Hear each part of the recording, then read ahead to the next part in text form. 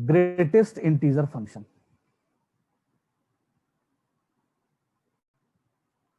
Greatest integer function.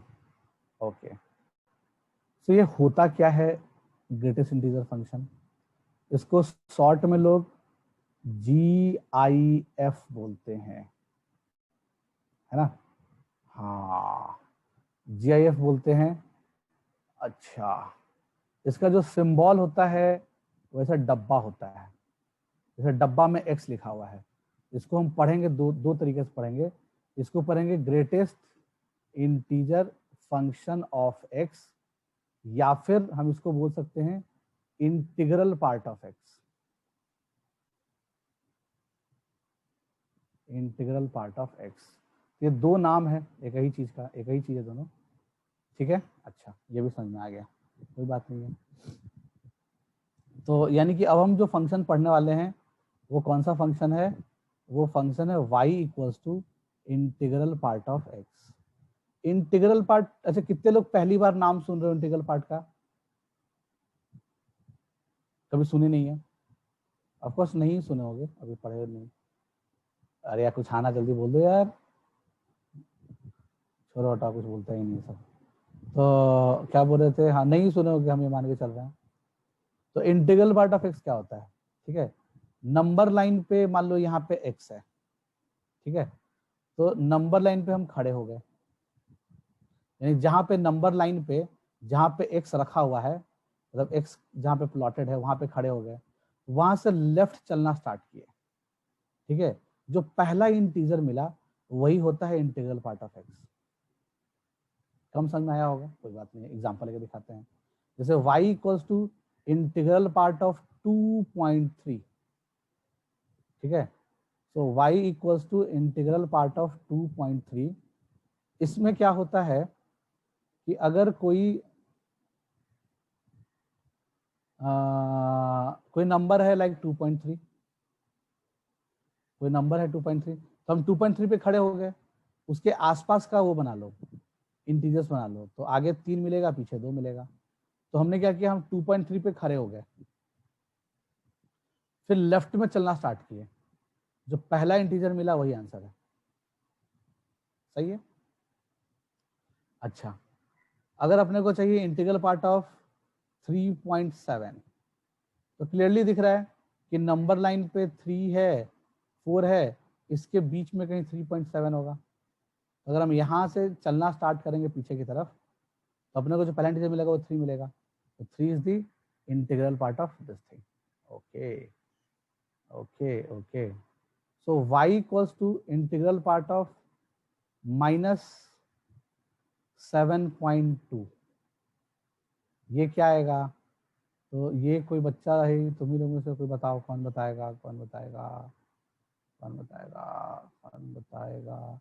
Mridula तुम बताओ, y, हाँ बोलो क्या आएगा? -8। कितना आएगा? -8। बिल्कुल सही है, परफेक्ट बात है, वाह। तो गलती नहीं कर रहे हो, एक्चुअली बहुत सारे बच्चे गलती करते हैं इसमें, बट सही है, हमने समझा दिया तो सही है। तो हमने देसी तरीका बता दिया ना पहचानने का, तो इसलिए सही बना रहे हो तुम लोग, वरना बच्चा गलती कर देता है जिसको ये तरीका नहीं बताया जाता है। तो -8 है, -7 है, -7.2 कहाँ? हाँ, -7.2 कहाँ होगा? यहाँ कहीं होगा। -7.2 पे खड़े हो गए, लेफ्ट में चलना स्टार्ट किए, पहला इंटीजर -8 मिला, तो -8 इज दी आंसर। ठीक है, ओके। अगर तुमसे कोई पूछे कि बताओ इंटीग्रल पार्ट ऑफ पाई क्या होगा, तो 3 होगा, होगा ना, क्योंकि पाई क्या होता है? 3.14 समथिंग समथिंग समथिंग, ठीक है? तो उसका इंटीग्रल पार्ट क्या आ जाएगा? 3 आ जाएगा। तुमसे कोई पूछे इंटीग्रल पार्ट ऑफ ई क्या होगा, तो ई क्या होता है? ई की वैल्यू अप्रोक्सीमेटली, ई क्या इरेशनल नंबर है, और इसकी वैल्यू अप्रोक्सीमेटली 2.72 समथिंग समथिंग होती है, जिसका जो इंटीग्रल पार्ट होगा वो 2 होगा। तुमसे कोई पूछे integral part of minus pi क्या होगा, तो माइनस पाई क्या हो गया? -3.14। तो -3.14 टाइप के चीज का अगर हम इंटीग्रल पार्ट निकालें तो -4 आएगा। ओके, तुमसे कोई पूछे कि -e का इंटीग्रल पार्ट बताओ, तो -e का जो इंटीग्रल पार्ट होता है माइनस ई का जो इंटीग्रल पार्ट होता है वो क्या होता है, जल्दी बताओ। तो ये हो जाएगा माइनस 2 पॉइंट समथिंग, तो -3 हो जाएगा ये, ठीक है। अच्छा, तो ये जो चारों चीजें हम लिखे, ये चीज, ये चीज, ये चीज और ये चीज, ये याद कर लेना। हालांकि कोई बड़ा बात नहीं है, बट तब भी हम सजेस्ट कर रहे हैं याद कर लेना, है ना। ओके, तो ये तो बहुत बेसिक बात हो गया जीआईएफ के बारे में। आई होप लिख लिए होगे। Yes sir. ओके, लिख हाँ लिया। सर। हाँ, बहुत बढ़िया, बहुत बढ़िया। अब कहानी में आगे बढ़ते हैं।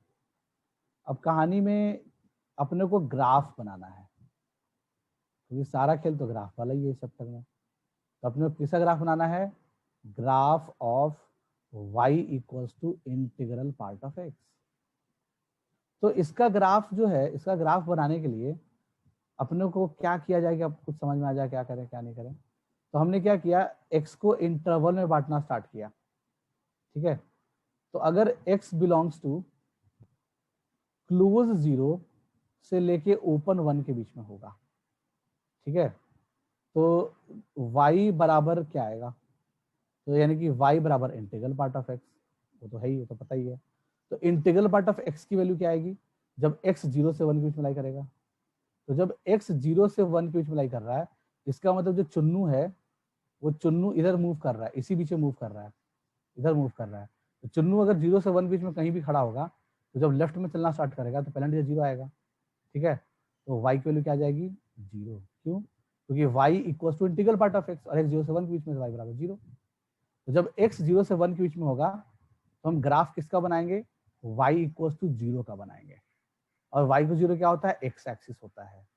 सो इसका ग्राफ बनाने के लिए हमने क्या किया, वाओ, हमने क्या किया, हमने क्या किया, तो हमने क्या किया, सिर्फ 0 से 1 के बीच में, 0 पे फील्ड बबल है, 1 पे ओपन बबल है। तो 1 तो x में है ही नहीं, 1 तो x में ही नहीं है, तो 1 पे तो ग्राफ भी नहीं होगा। 0 x में है तो 0 पे ग्राफ बनेगा। तो अब जो है y इक्वल टू 0 लाइन क्या होता है, x एक्सिस होता है। बट अपने को x एक्सिस कहां से कहां तक बनाना है, सिर्फ 0 से लेकर 1 तक बनाना है। तो 0 से लेकर के 1 तक, यहाँ पे 1 पे ओपन, 0 से लेके 1 तक जो चीज मिला, 1 सेकेंड, हाँ, 0 से लेके 1 तक में, 0 से लेके 1 तक जो भी चीज मिला अपने को, ठीक है, 0 से लेके 1 तक जो भी चीज मिला अपने को, ये कौन सा लाइन है, ये लाइन है y इक्वल्स 0। बिल्कुल सही बात। अच्छा, अब हम क्या करते हैं, इंटरवल और चेंज करते हैं। अगर हम इंटरवल ले लें x बिलोंग्स टू क्लोज 1 से लेके ओपन 2, तो y की वैल्यू क्या आ जाएगी, तो y क्या आ जाएगा, y बराबर इंटीग्रल पार्ट ऑफ x। तो जब x 1 से लेके 2 के बीच में लाई करेगा, जब x 1 से लेकर के 2 के बीच में लाई करेगा, यानी कि चुन्नू इधर पैदल घूम रहा है इस रीजन में, तो जब वो लेफ्ट जाना स्टार्ट करेगा तो उसको पेनल्टी 1 मिले, तो y बराबर 1 मिलेगा, ठीक है। तो इसका मतलब कि y बराबर 1 लाइन कब बनेगा,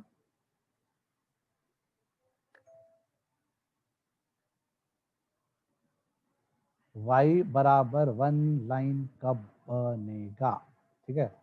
तो जो y बराबर 1 लाइन बनेगा वो कब, जब x 1 से लेकर 2 के बीच में हो और 1 पे क्लोज बबल है, 1 पे क्लोज बबल है, ठीक है। चूंकि 1 पे क्लोज बबल है, इसका मतलब कि एग्जैक्टली 1 पे 1 लेगा वैल्यू। अच्छा, एक चीज मैंने और नहीं बताया कि जो इंटीग्रल पार्ट ऑफ इंटीजर जो होता है, लाइक इंटीग्रल पार्ट ऑफ 3 कोई बोले कि क्या आएगा, तो वो 3 ही आएगा। अगर तुम डायरेक्टली इंटीजर पे ही खड़े हो तो तुमको जाने की कहीं जरूरत है ही नहीं, वही आंसर हो गया। अगर कोई बोले इंटीग्रल पार्ट ऑफ -5 बताओ, सॉरी, अगर तुमसे कोई पूछे इंटीग्रल पार्ट ऑफ -5 बताओ, तो वो -5 ही होगा, क्योंकि तुम इंटीजर पे ही खड़े हो। तुम अगर इंटीजर पे नहीं खड़े हो नंबर लाइन पे, तब लेफ्ट में चलो, जो पहला इंटीजर आएगा वो आंसर है। तुम अगर इंटीजर के ऊपर ही खड़े हो तो वही आंसर है, ठीक है। ओके, सो यहाँ पे हमने क्या देखा, एग्जैक्टली अगर x की जगह पे 1 लिखेंगे तो उसका इंटीग्रल पार्ट भी 1 ही आएगा। तो x इक्वल टू 1 पे तो 1 वैल्यू लेगा ये, उसमें कोई दिक्कत नाम की चीज नहीं है। लेकिन 1 से लेके 2 के बीच में, 1 से लेके 2 के बीच में क्या है, 2 पे ओपन बबल है, तो 2 पे तो ग्राफ बनेगा ही नहीं, 2 पे आ जाएगा ओपन बबल। 1 से लेके 2 के बीच में कौन सा लाइन बनाना है, y इक्वल टू 1 लाइन बनाना है। तो y इक्वल टू 1 लाइन कहां से कहां के बीच में बनेगा, ओनली 1 एंड 2 के बीच में। जब x की वैल्यू 1 से 2 के बीच में होगी तब जो लाइन बनेगा उस लाइन का नाम होगा y बराबर 1 लाइन। वाओ, ये भी सही है। अब आगे देखते हैं कहानी में, जब 2 से लेके 3 के बीच में होगा,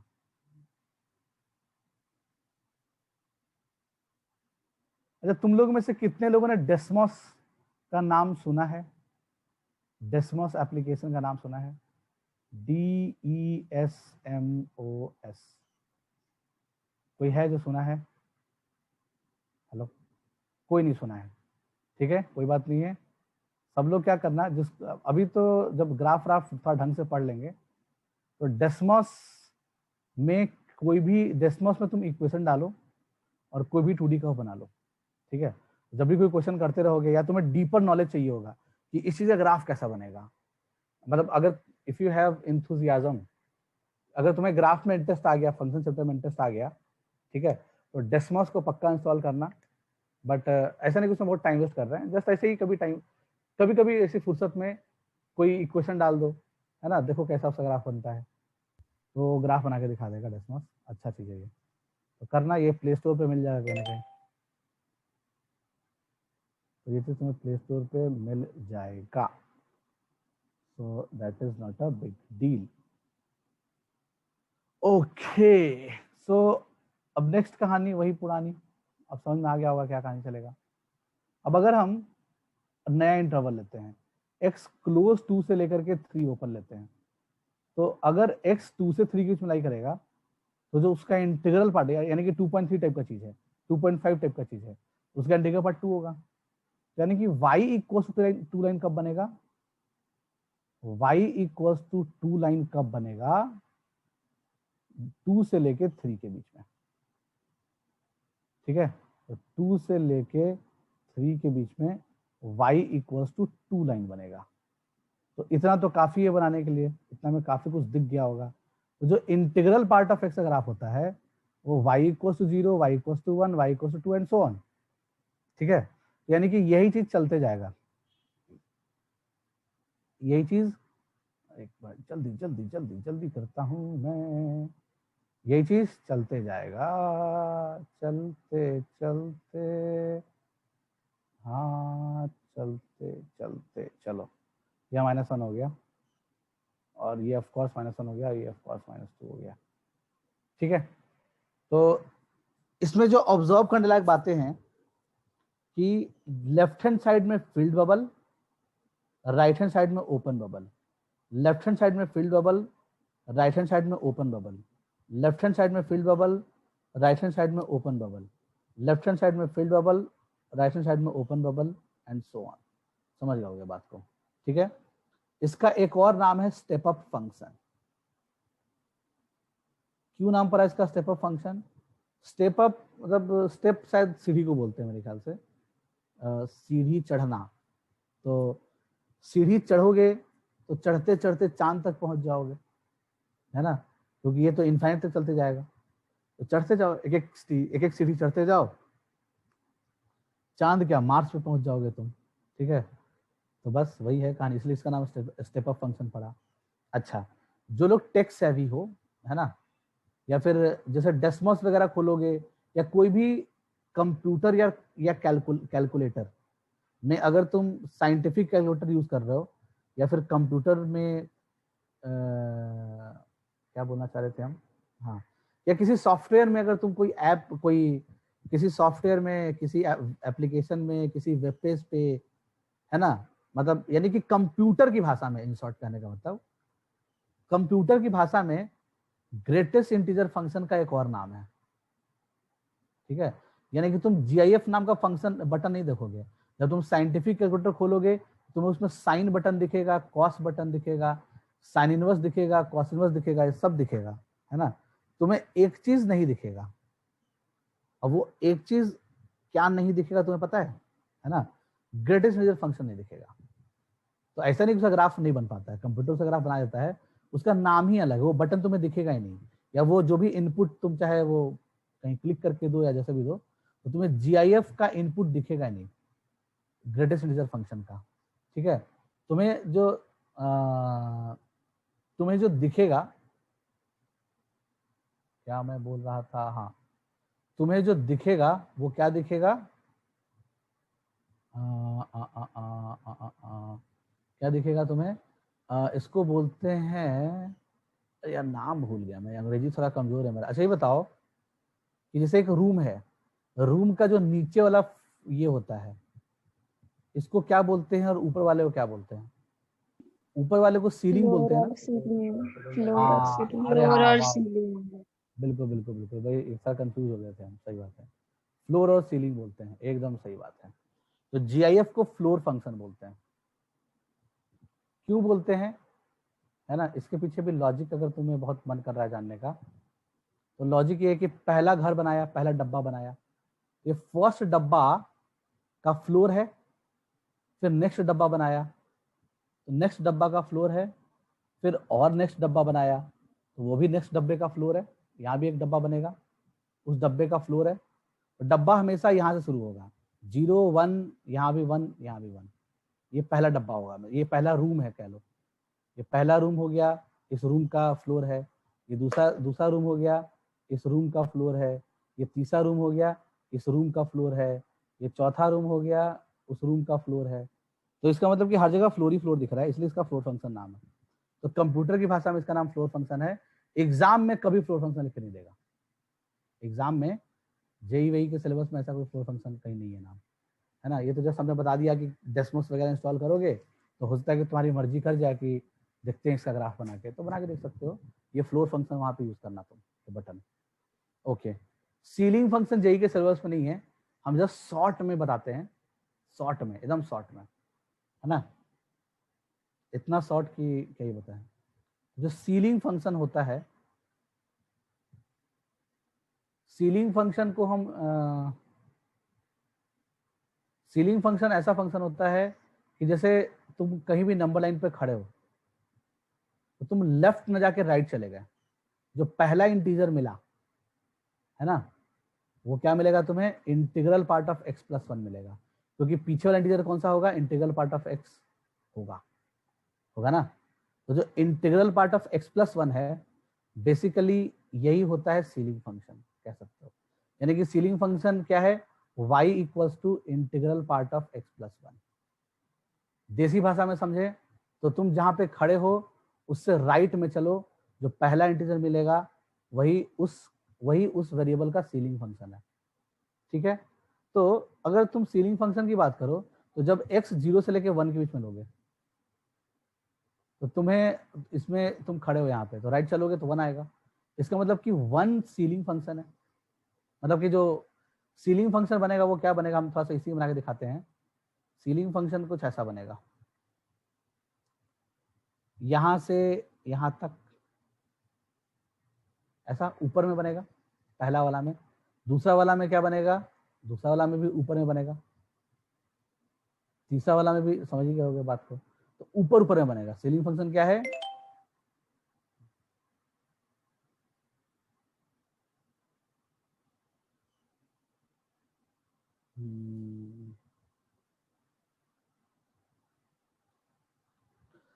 ठीक है, कोई दिक्कत नाम की चीज तो नहीं है, नहीं है, नहीं है, नहीं है। समझ में आ गया होगा, फ्लोर फंक्शन, सीलिंग फंक्शन जो भी चलता है।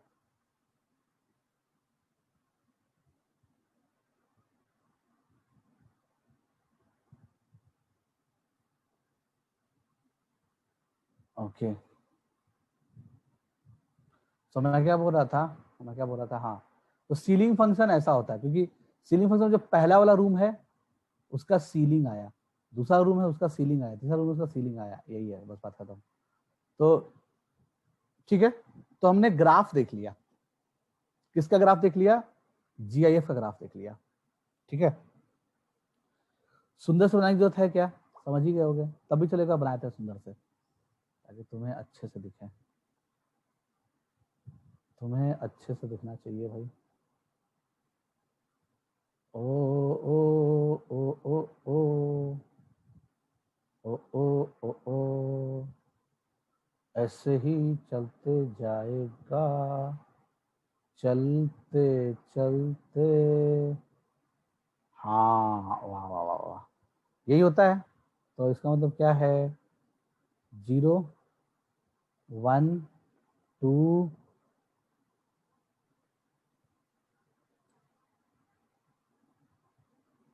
3, अब ज्यादा बोलने की जरूरत तो है नहीं, समझ गए होगे बात को। -1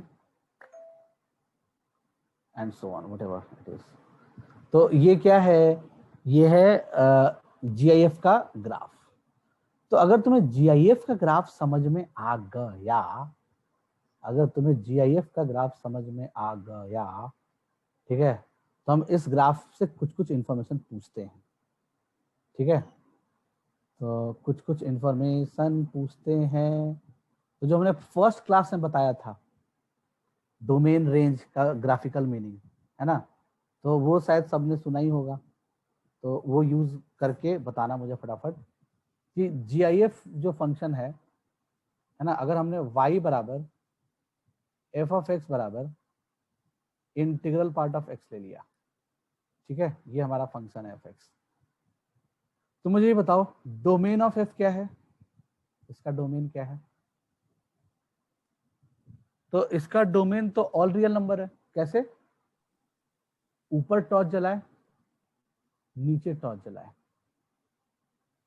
तो मुझे बताना, अगर तुम ऊपर में मतलब टॉर्च का ट्यूबलाइट जला रहे हो, तो ऐसे लंबा सा ट्यूबलाइट जला रहे हो, इधर भी ट्यूबलाइट जला रहे हो, कहने का मतलब, तो अगर तुम ऊपर में भी एक ट्यूबलाइट जलाए, नीचे में भी एक ट्यूबलाइट जलाए, तो एक्स एक्सिस पे जो शैडो बनेगा, है ना, जहां जहां एक्स एक्सिस पे शैडो बनेगा वही हमारा डोमेन होगा। ठीक है, तो शैडो तो हर जगह बनेगा, तुमको नहीं दिख रहा है? मान लो रही बात यहाँ पे, मान लो लाइट यहाँ से पास, यहीं से पास नहीं हो पाएगा, तो यहाँ तो शैडो बन ही जाएगा। यहाँ से भी लाइट पास नहीं हो पाएगा, तो शैडो तो यहाँ बन ही जाएगा। तो यानी कि शैडो हर जगह बन रहा है, एक्स की चाहे कोई भी वैल्यू ले लिया जाए। इसका मतलब क्या हो जाएगा? इसका डोमेन क्या आ जाएगा? All real number. बहुत सही। रेंज ऑफ फंक्शन क्या आ जाएगा? रेंज के बारे में हमने क्या बताया था? रेंज के बारे में हमने बताया था कि ग्राफ का वाई एक्सिस पे प्रोजेक्शन क्या होता है? रेंज होता है। ग्राफ का वाई एक्सिस पे प्रोजेक्शन रेंज होता है, हमने ऐसा बताया है। हाँ, ये हमने फर्स्ट क्लास में बताया था। ठीक है, रेंज कैसे पता करते हैं, है ना? देसी तरीका क्या है ग्राफ देख के पता करने का, तो हम सब ग्राफिकल अप्रोच बताए थे रेंज देखने का। तो तुम क्या कर लो, इधर एक ट्यूबलाइट जला लो, वाह लाइट निकल रहा है यहाँ से, ट्यूबलाइट है तुम्हारा। ठीक है, हाँ, तुमने अपने घर वाली ट्यूबलाइट यहाँ एक लगा दी और एक ट्यूबलाइट यहाँ लगा दी, वाह लाइट निकल रहा है, बढ़िया लाइट निकल रहा है इससे। तो जो वाई एक्सिस पे शैडो बनेगा वो कहाँ कहाँ बनेगा? ओनली इंटीजर्स पे ही बनेगा ना, बाकी जगह तो शैडो। हाँ, तो रेंज क्या है? Only integers. ओहो, ये भी समझ में आ गया। डोमेन पता चल गया, रेंज पता चल गया।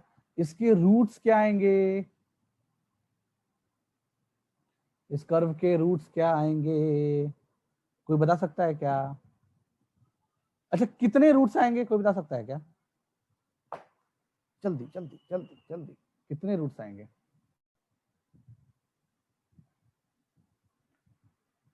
कितने रूट्स आएंगे? बोलो। इनफाइनाइट। इनफाइनाइट रूट्स आएंगे, बिल्कुल सही जवाब, है ना? इसलिए इनफाइनाइट रूट आएगा। रूट का मतलब क्या होता है? कोई कर्व ग्राफिकली, रूट का मतलब क्या होता है? सब ग्राफिकली बताए थे, graphical meaning of domain range root and whatever, सब फर्स्ट क्लास में। तो हम क्या बोलना चाह रहे थे? ग्राफ जहां भी एक्सिस को टच करता है या कट करता है, ग्राफ जहां भी एक्स एक्सिस को टच करता है या कट करता है, उस पॉइंट का एक्स कोऑर्डिनेट उसका रूट होता है।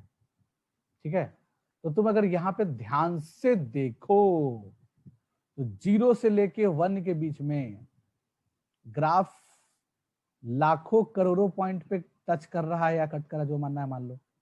ठीक है, इसका मतलब कि इसके तो लाखों करोड़ों रूट्स हैं, इनफाइनाइट रूट्स है। अब ये इनफाइनाइट नंबर ऑफ रूट्स है, तो अगर रूट पूछा है तो रूट क्या है? तो रूट क्या हो जाएगा, क्लोज, मतलब यानी x बिलोंग्स टू, जो रूट आया है उसका, बहुत सारे रूट आ गए, तो बहुत सारे रूट को रिप्रेजेंट कैसे करेंगे, close 0 to 1 open, these are the roots of this curve. Okay okay, ये भी बन गया। इसमें अभी भी चीजें और भी है जो हम इस पर ध्यान दे सकते हैं। So the next thing is, और क्या क्या होता है, क्या ये पीरियोडिक है क्या, is it a periodic function, is it a periodic function, is it a periodic function, बताओ, हाँ ना, जिसको है बता देना, अगर जल्दी आए तो थोड़ा मजा आता है, उसमें पता चलता है कि समझ में आ रहा है कि नहीं आ रहा है कहानी। पीरियोडिक फंक्शन में दिक्कत नहीं समझ में आ रहा है, पीरियोडिक फंक्शन नहीं आ रहा है इसका मतलब,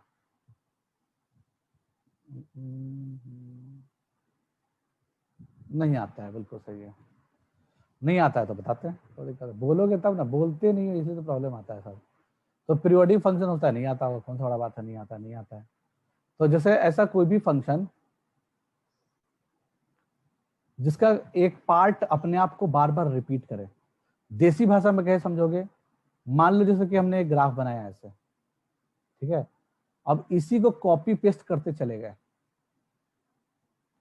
उसी को हम क्या किए, कॉपी पेस्ट करते चले गए, आगे तक पीछे तक, यानी माइनस इन्फिनिटी से लेकर के प्लस इन्फिनिटी तक हमने क्या किया, एक पोर्शन ऑफ ग्राफ का, कोई भी एक पोर्शन उठा लो, लाइक हमने ये वाला पोर्शन ले लिया, तो ग्राफ का ये जो शेडेड पोर्शन है, इसको हम कॉपी पेस्ट करते चले गए थ्रू आउट द, क्या उसको बोलते हैं, through out the real number line. तो अगर हम, तो अगर हम through out the real number line,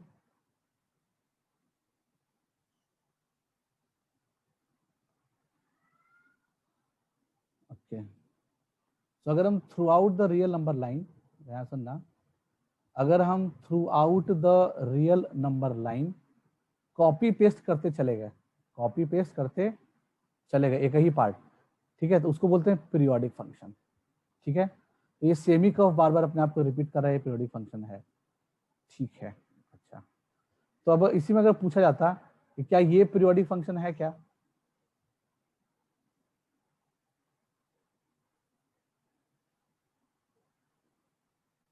नहीं है सर। ऑफ कोर्स नहीं है, हाँ, ऑफ कोर्स नहीं है, ठीक है, बात तो सही है, ऑफ कोर्स नहीं है, तो ये पीरियोडिक नहीं है, ये पीरियोडिक है। अच्छा, पीरियोडिक फंक्शन का एक पीरियड भी होता है, इसका डिटेल वर्जन पढ़ेंगे इसी चैप्टर में, अभी हम जस्ट ऐसे ही देसी डेफिनेशन दे रहे हैं, है ना, जिसका मैथमेटिकल डेफिनेशन नहीं दे रहे हैं। मैथमेटिकल डेफिनेशन इसका अलग ही होता है, ये होता है when f of x equals to f of x plus t then function is periodic, वो सब आगे देखेंगे, अभी हमारा नहीं है उसका, अभी देसी डेफिनेशन देख लो। तो पीरियोडिक फंक्शन का पीरियड भी होता है जिसको t से डिनोट करते हैं, पीरियोडिक फंक्शन के पीरियड को, पीरियोडिक फंक्शन के पीरियड को t से डिनोट करते हैं, जैसे यार आजकल तो हाँ t से डिनोट करेंगे, यार हिंदी लिखना बड़ा मुश्किल काम है, चलो, तो t से डिनोट करना है अपने को क्या, पीरियोडिक फंक्शन का पीरियड। तो पीरियड क्या होता है, जितना लेंथ का ग्राफ बार बार रिपीट हो रहा है, जैसे कि लेंथ x में काउंट करेंगे, जैसे इस वाले कहानी में देखा जाए, तो मान लो यहाँ 0 है, यहाँ 1 है, यहाँ 2 है, यहाँ 3 है, यहाँ 4 है, यहाँ 5 है, यहाँ -1 है, एंड सो ऑन। तो हम देखें कि एक लेंथ का ग्राफ, वन लेंथ में जितना ग्राफ बना हुआ है, वही ग्राफ अपने आप को बार बार रिपीट कर रहा है, जिसका पीरियड कितना हो जाएगा, 1 हो जाएगा। क्लियर है, तो ये होता है पीरियोडिक की कहानी, ज्यादा मत जानो, बाकी डिटेल में जानेंगे बाद में। तो ठीक है, this is not a periodic function, ठीक है, क्योंकि ये पीरियोडिक नहीं है। अच्छा, अगर ऐसा फंक्शन होता तो क्या पीरियोडिक होता क्या, let me draw a graph over here,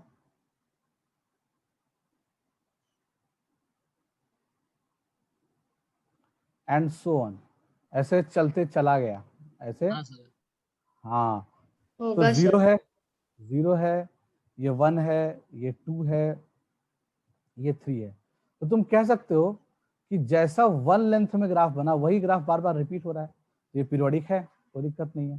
हाँ, बट ये पीरियोडिक नहीं है, तो नॉन, ये क्या है, ये पीरियोडिक नहीं है, इसको काट दिया, नहीं जरूरत है मुझे। वाओ वाओ वाओ, पीरियोडिक नहीं है। और क्या, और क्या? अच्छा, कॉन्टिन्यूअस और डिसकॉन्टिन्यूअस से क्या समझते हो? ठीक है, कि डिसकॉन्टिन्यूअस फंक्शन मतलब, या डिसकॉन्टिन्यूअस ग्राफ मतलब, डिसकॉन्टिन्यूअस फंक्शन या डिसकॉन्टिन्यूअस ग्राफ, तो मन में क्या आ रहा होगा? शायद सबके मन में एक सही चीज आया होगा। देसी भाषाएं बोले तो ग्राफ जहां पे ब्रेक करता है ना, उसको बोलते हैं पॉइंट ऑफ डिसकॉन्टिन्यूटी। ठीक है, ग्राफ जहां पे ब्रेक करता है उसके एक्स कोऑर्डिनेट को बोलते हैं पॉइंट ऑफ डिसकॉन्टिन्यूटी। ठीक है, तो तुम ध्यान से देखना कि यानी कि अगर तुम कोई सा भी कर्व बना रहे हो और तुम्हें उस कर्व को बनाने के लिए पेन उठाने की जरूरत नहीं पड़ी, समझ रहे बात को, पेन एक बार चलाना स्टार्ट किया, चलाते चले गए, तो उसको बोलते हैं कॉन्टिन्यूअस कर्व। तुम्हें दुनिया में अगर कोई भी ऐसा ग्राफ बनाना जिसमें पेन उठाना पड़ रहा है, जैसे इसमें पेन उठाओगे ना, अभी जो ग्राफ बना रहे थे, यहाँ से यहाँ बनाएंगे, फिर पेन उठाएंगे, फिर यहाँ से यहाँ, फिर पेन उठाएंगे, फिर यहाँ से यहाँ, तो जहां भी पेन उठाना पड़ रहा है मतलब ग्राफ में ब्रेक आ रहा है। ग्राफ में जहां ब्रेक आ रहा है वही पॉइंट ऑफ डिसकॉन्टिन्यूटी है। इसका मतलब कि 0, 1, 2, 3 एंड सो ऑन, ऐसा रह रहा है। इसका मतलब कि हर इंटीजर पे ये डिसकंटिन्यूअस है कि नहीं? हर इंटीजर पे डिसकंटिन्यूअस है। तो अगर इसके डिसकंटिन्यूटी की बात करें या फिर पॉइंट ऑफ डिसकंटिन्यूटी की बात करें, पॉइंट ऑफ डिसकंटिन्यूटी, तो जो पॉइंट ऑफ डिसकंटिन्यूटी है वो क्या है? ऑल इंटीजर्स, यानी कि आई, यानी एक्स बिलोंग्स टू आई, ऐसा लिख सकते हो अच्छे तरीके से। तो पॉइंट ऑफ डिसकंटिन्यूटी क्या है? X belongs to I. That's great, wow, point of discontinuity देख लिए। ओके, अब एक सवाल और देख लो। अच्छा, तुमसे कोई पूछे कि क्या ये ग्राफ 1/2 पॉइंट पे कॉन्टिन्यूअस है कि नहीं,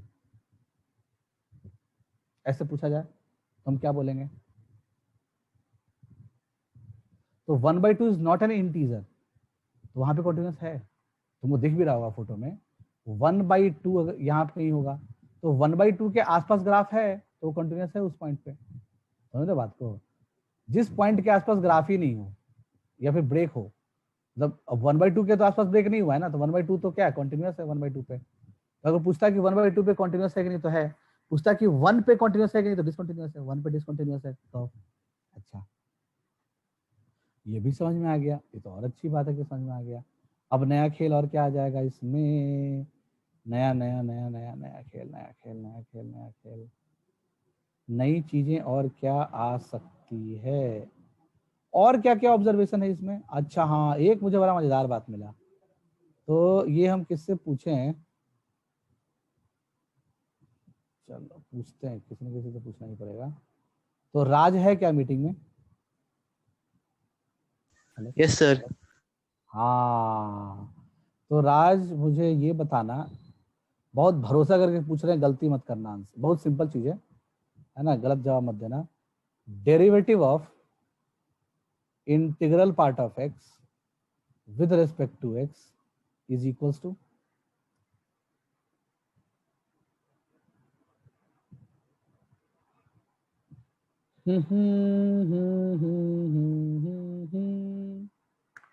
वाओ वाओ, बहुत भरोसा है तुम पे, सोचो आराम से, टाइम देंगे तुमको, 1 मिनट टाइम देंगे, आराम से, जिंदगी चल रहा है, चलेगा।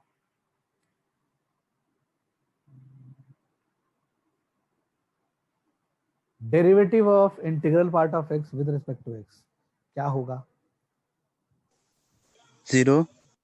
हाँ, वाह वाह वाह वाह वाह वाह। बट क्या ये ऑलवेज सही आंसर है, मतलब ये परफेक्टली सही आंसर है? ये क्या, ये परफेक्टली सही आंसर है क्या, ये कुछ और भी होगा? तो अच्छा चलो ठीक है, अभी तुमको पता नहीं, हाँ मतलब तुमने सही बताया, बहुत बढ़िया बोला। तो जीरो होगा कब, जब x जो है वो इंटीजर नहीं होगा।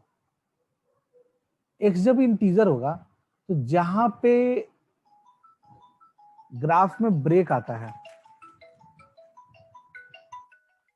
जहां पे ग्राफ में ब्रेक, एक मिनट रुकना,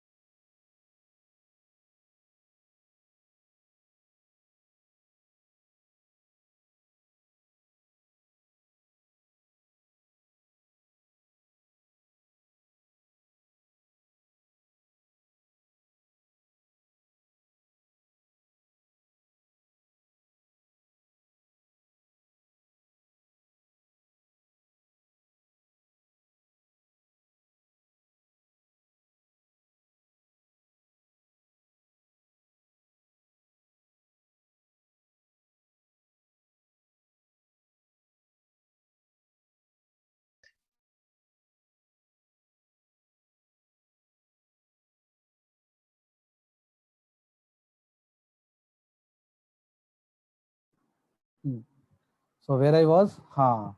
तो जब x इंटीजर नहीं होगा, अच्छा डेरिवेटिव होता क्या है यार, बहुत सारे लोगों को तो इसे ही नहीं आता होगा।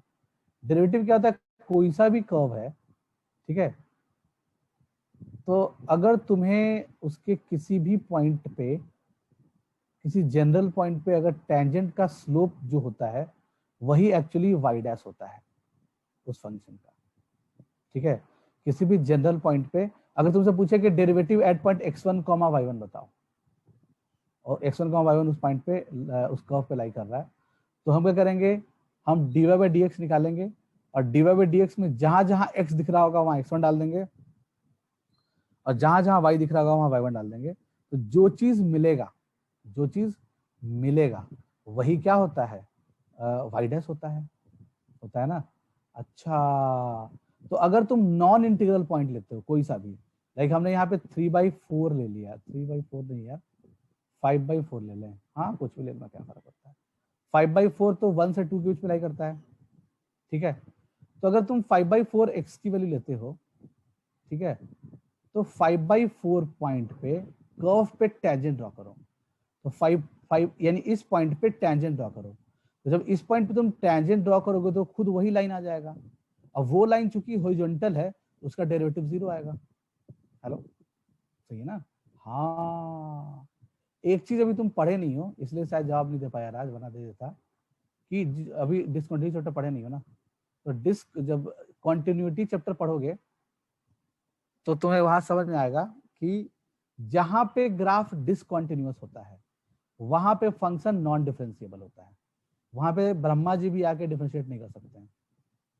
समझ रहे बात को, वो समझोगे आगे चल के, अभी ज्यादा उस पर ज्यादा डिटेल नहीं बताएंगे। जिस पॉइंट पे ग्राफ में ब्रेक होता है वहां पे टेंजेंट ड्रॉ हो ही नहीं सकता है, ये तुम्हारा कॉमन सेंस ही बोल रहा होगा यार, ऑब्वियस सी बात है ना। तो वहां पे टेंजेंट ड्रॉ नहीं हो सकता है जिस पॉइंट पे ग्राफ ब्रेक हो रहा है, क्योंकि टेंजेंट ड्रॉ दोनों साइड होता है। लेट से मान लो 1 पे अगर तुम टेंजेंट ड्रॉ करोगे तो सब इधर वाला पार्ट, इधर वाला टेंजेंट ड्रॉ होगा, इधर भी तो होना चाहिए लाइन, इधर तो है ही नहीं लाइन। समझ रहे बात को? तो इसका मतलब हम क्या बोलना चाह रहे थे कि अगर x बिलोंग्स टू i है तो ये आ जाएगा नॉन डिफरेंशिएबल,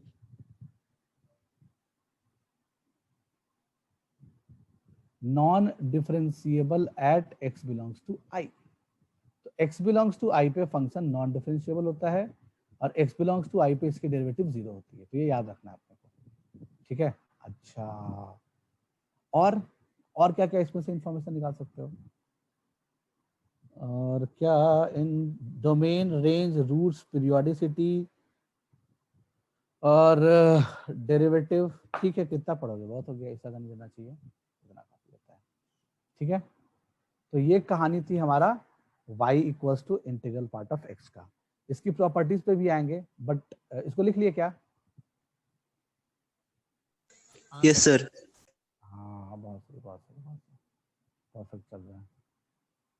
अच्छा, एसिम्प्टोट एंड बाउंडेड नहीं होगा, अरे वाह यार, आजकल लोग पढ़ने लगे हैं यार, मुझे ऐसा लग रहा है। वाह, अच्छे अच्छे सवाल पूछ रहे हैं। एसिम्प्टोट तो मैं भूल ही गया था। इसका एसिम्प्टोट है क्या? नहीं है। बाउंडेड है क्या? नहीं है। तो ये अनबाउंडेड है, ये भी लिख दो, क्या फर्क पड़ता है। एक ग्राफ में इतनी चीज देखने आनी चाहिए। अनबाउंडेड है ये, ठीक है, और नो एसिम्प्टोट, एसिम्प्टोट भी नहीं है इसमें, बिल्कुल सही है। और ग्राफ में इससे ज्यादा देखने लायक कुछ होता नहीं है। और भी चीज होता है इंक्रीजिंग डिक्रीजिंग होता है, बट हम ज्यादा अभी लोड नहीं ले रहे हैं, वो सब पढ़ेंगे आगे चल के एओडी चैप्टर में, अभी हबड़ा मत, धीरे धीरे सीखेंगे। तो ठीक है, इतना चीज समझ में आ गया अपने को इस ग्राफ के बारे में। अब ये ग्राफ याद हो गया होगा, पक्की बात है ना। वैसी बात, आसान चीज है, इसको याद रखना। Okay okay okay okay okay, अच्छा, खेल में थोड़ा सा और मजा लाते हैं। खेल को थोड़ा सा इंटरेस्टिंग बनाने के लिए हम अगर पूछें कि एक क्वेश्चन ही देते हैं, draw the graph of, draw the graph of y equals integral part of sine x. तो अपने को अगर y equals to integral part of sine x का कर्व बनाना है, how can we do this, है ना। अच्छा, एक चीज और जान लो, एक चीज और जान लो, हाँ, जब तक एग्जाम के क्वेश्चन में, जब ध्यान सुनना, अगर तुमने एग्जाम में कोई क्वेश्चन देखा और जब तक एग्जाम के क्वेश्चन में सब कुछ लिखने के बाद लास्ट में ऐसा नहीं लिखा हुआ है कि दिस डब्बा इज जीआईएफ, है ना, तब तक उसको ब्रैकेट मानना है नॉर्मल, है ना। ऐसा नहीं कि उसको जीआईएफ मान लेना है, तो अरे ये तो ब्रैकेट जीआईएफ जैसा जीआईएफ होगा। जब तक बोले नहीं जीआईएफ नहीं मानना है, समझे बात को। तुमको एक नॉर्मल ब्रैकेट मानना है, कोई ब्रैकेट है बस, तो क्वेश्चन भी गिवन होगा। लेकिन जब कोई टीचर क्लास लेता है तो बार बार कौन उतना नाटक करे। अब पता ही है कि जीआईएफ जीआईएफ वाला बोल ही रहे हैं, तो हम लिखेंगे नहीं, बट रियलिटी में हम गलत लिख रहे हैं, क्वेश्चन क्वेश्चन अधूरा है। अगर कभी जेई वही में अगर ऐसा कोई क्वेश्चन आ गया जिसमें ये इंटीग्रल पार्ट है और डब्बे में ऐसे लिखा नहीं है ये क्या है, तो वो क्वेश्चन पक्का बोनस होगा, ठीक है, वो इन्फॉर्मेशन जरूरी है। तो बट मेरे को तो कम लिखना है ना, तो हम नहीं लिखेंगे, लेकिन तुमको समझना है कि बगल में लिखा हुआ है, ठीक है। तो draw the graph of y equals to integral part of sine x, कैसे बनाएंगे। तो इसका ग्राफ बनाने के लिए कहानी वही है घूम फिर के, ध्यान सुनना थोड़ा सा। सो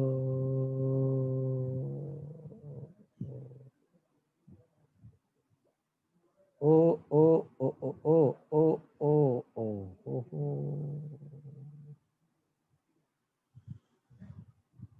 फंक्शन, फंक्शन जितना इंटरेस्ट, फंक्शन टफ भी है, ऐसा नहीं है। Function is one of the toughest chapter, अगर कह सकते हो। बहुत सारी इंफॉर्मेशन है, बहुत सारी चीजें हैं इसमें जानने के लिए, बट फंक्शन जरूरी भी है, छोड़ भी नहीं सकते, मजबूरी है पढ़ना। फंक्शन छोड़ के कोई बोलेगा कि हम कैलकुलस कर लें तो वो इम्पॉसिबल है। इसलिए हम फंक्शन में काफी मेहनत करेंगे, है ना, अपने तरफ से भी करेंगे, हम भी करेंगे, तुम भी करो, दोनों मिलकर मेहनत करेंगे तभी फंक्शन आ पाएगा, ठीक है। तो हमने क्या किया, सबसे पहले y equals to integral part of sine का ग्राफ बना लिया। ओहो यार, integral part of sine x, रुको इसको बाद में, अभी ये तो अभी नहीं पढ़ेंगे इसको। एक्चुअली हम रुको रुको, ग्राफ मिटाते नहीं। हमने सिग्नम फंक्शन पर रखा है, हेलो, एक्चुअली ग्राफ इसका भी बना, वो तो कंटिन्यूटी में पढ़ोगे वो चीज। अभी ग्राफ इसका बना दो, सिग्नम एक्स। सिग्नम फंक्शन बता चुके हैं ना क्या होता है सिग्नम फंक्शन, हेलो। अच्छा, वो तो दिन में ही बताए थे शायद, सुबह वाली क्लास में बताया था ना, लॉगरिथमिक फंक्शन, सिग्नम फंक्शन, शायद उन्होंने बताया था, बताया था कि नहीं बताया था, आना बोलो। हाँ सर। हाँ हाँ बिल्कुल सही है। तो सिग्नम फंक्शन में अगर सिग्नम के पेट में यानी एज अ सिग्नम फंक्शन के एज अ आर्गुमेंट अगर कोई भी पॉजिटिव नंबर जाएगा तो वैल्यू 1 आएगी, और कोई भी नेगेटिव नंबर आएगा तो वैल्यू -1 आएगी, और सिग्नम के पेट में अगर एग्जैक्ट 0 जाएगा तो वैल्यू भी एग्जैक्ट 0 आएगा आउटपुट में। ठीक है, अच्छा, तो ये हमने y इक्वल टू साइन से ग्राफ बना लिया। तो यहाँ पे 0 है, क्योंकि x जब 0 लोगे तो y भी 0 आएगा। वाओ, x की वैल्यू पाई लोगे, अरे यार, सिग्नम साइन एक्स, सॉरी फिर से क्वेश्चन, सिग्नम साइन एक्स का ग्राफ बना रहा हूँ, सिग्नम साइन एक्स का। तो x की वैल्यू 0 लेंगे, x की वैल्यू पाई लेंगे, x की वैल्यू 2 पाई लेंगे, यहाँ पे 3 पाई लेंगे, यहाँ माइनस पाई लेंगे, यहाँ -2 पाई लेंगे। सो व्हाट वी हैव, यहाँ पे क्या अपने को समझना और क्या है अपने पास, उस पर थोड़ा विचार कर लिया जाए। Just wait.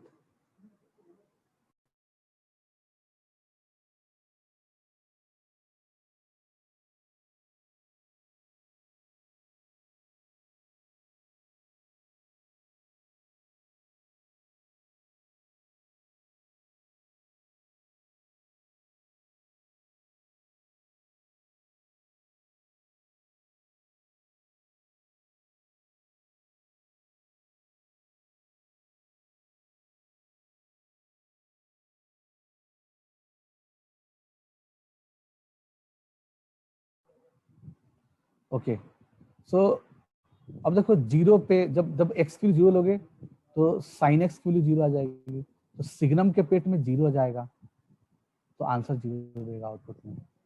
x के जगह पे पाई लोगे तो साइन पाई 0 होता है, तो सिग्नम के पेट में 0 जाएगा, तो आउटपुट क्या आएगा, 0 आएगा। x के जगह पे 2 पाई लोगे तो साइन 2 पाई 0 होता है, तो सिग्नम के पेट में 0 जाएगा, तो सिग्नम आउटपुट में क्या देगा, सिग्नम आउटपुट में भी 0 देगा।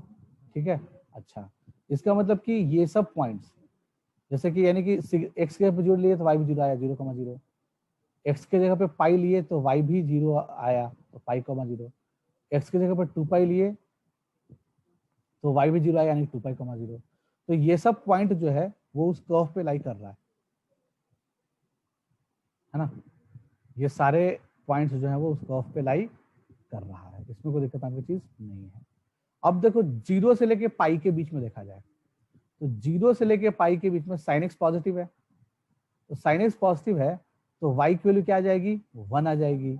इसका मतलब ग्राफ कैसा बनेगा, इसका मतलब ग्राफ ऐसा बनेगा, ऐसे ही बनेगा ना। हाँ, यानी कि ये कौन सा लाइन है, y इक्वल टू 1 लाइन है।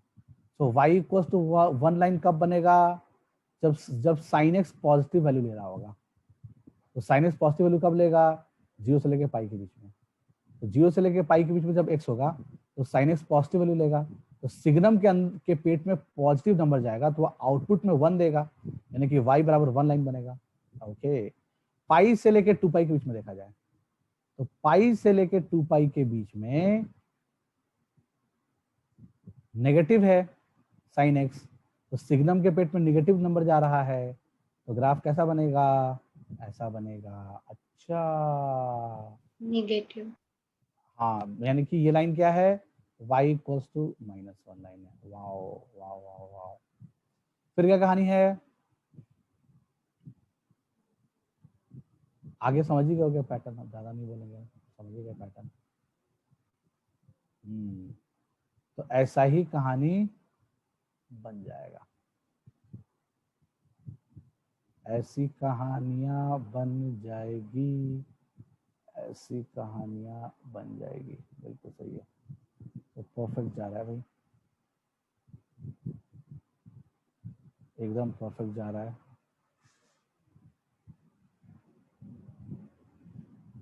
वाह वाह वाह वाह, सही है।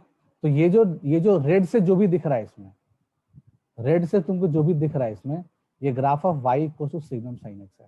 ठीक है, तो एक क्वेश्चन डू योर सेल्फ में दे देता हूं, draw the graph of draw the graph of y equals to signum cos x। तो बना ही लोगे आई होप सो। तो do yourself. Okay okay, यहां तक की बातें समझ में आ गई। अभी खेल और कॉम्प्लिकेटेड होगा, है ना। और कुछ बनाए क्या, सिग्नम के ग्राफ और बनाए क्या? चलो एक और बना लेते हैं। तो this question is for do your self. और भी सिग्नम में एक आध ग्राफ बनाते हैं, लाइक ड्रॉ ग्राफ ऑफ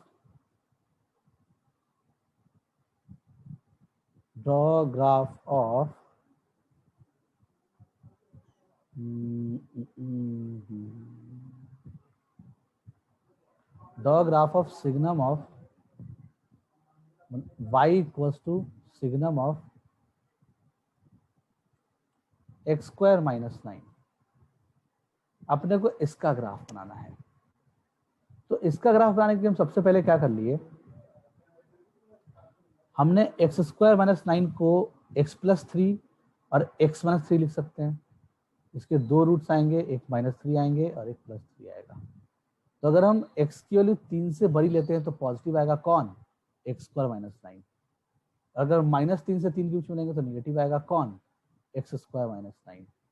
अगर माइनस से छोटा लेंगे तो पॉजिटिव आएगा कौन, एक्स स्क्वायर माइनस 9। और ये एक्स स्क्वायर माइनस 9 क्या है, सिग्नम के पेट का चीज है, सिग्नम का आर्गुमेंट है। तो इसका मतलब कि जब x की वैल्यू 3 से बड़ी होगी, तो हम इसका डायग्राम बनाते हैं। इसका फोटो कैसा बनेगा देख लो। तो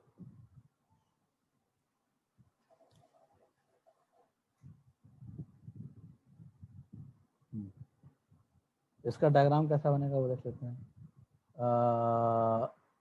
x की वैल्यू 3 ले लिया, इधर माइनस 3 ले लिया।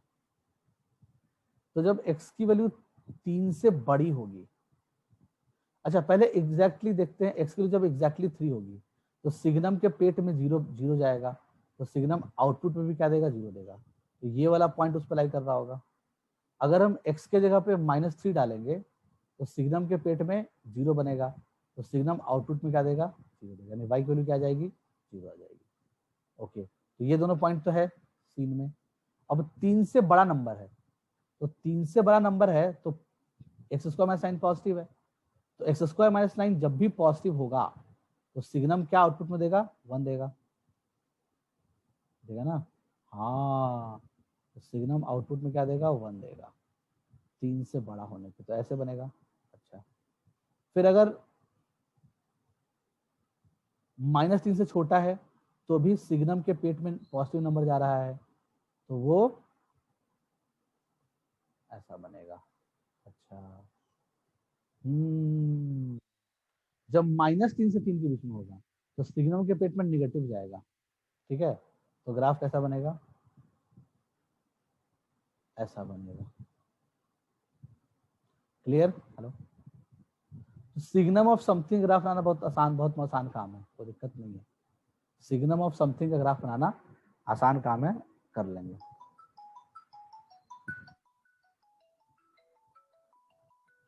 वन सेकेंड रुकना।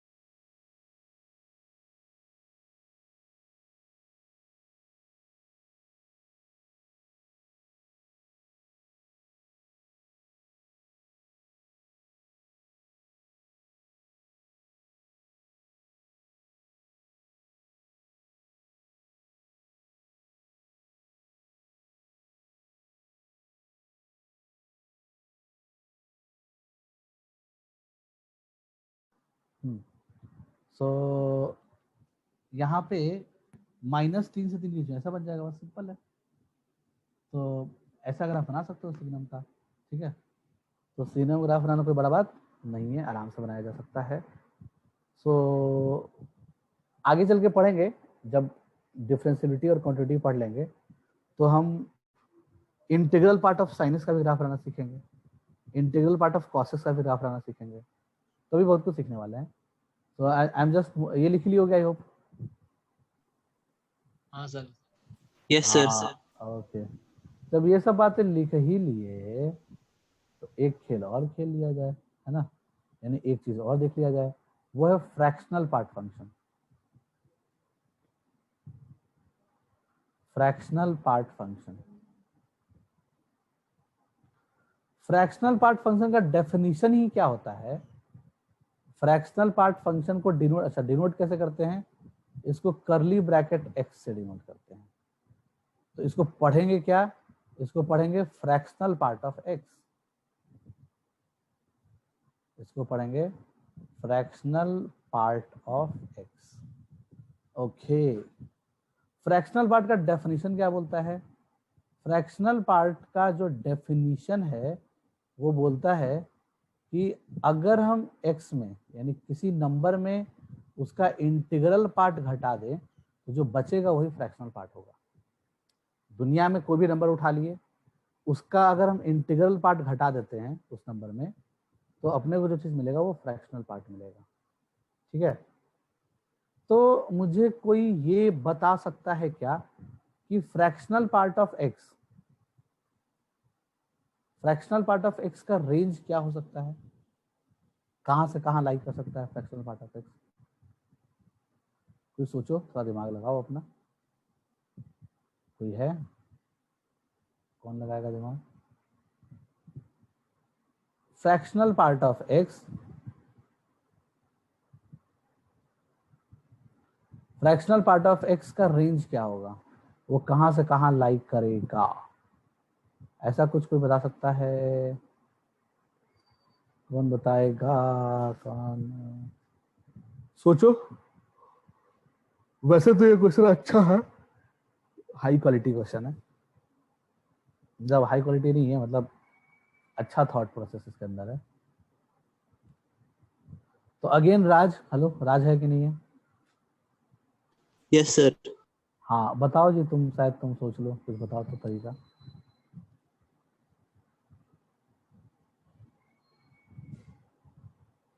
अच्छा चलो तुमको हिंट दे देते हैं कि ये हमेशा पॉजिटिव होगा। क्यों? फ्रैक्शनल पार्ट ऑफ एक्स हमेशा पॉजिटिव होगा, क्यों? क्योंकि उसका GIF हमेशा नंबर से छोटा होता है।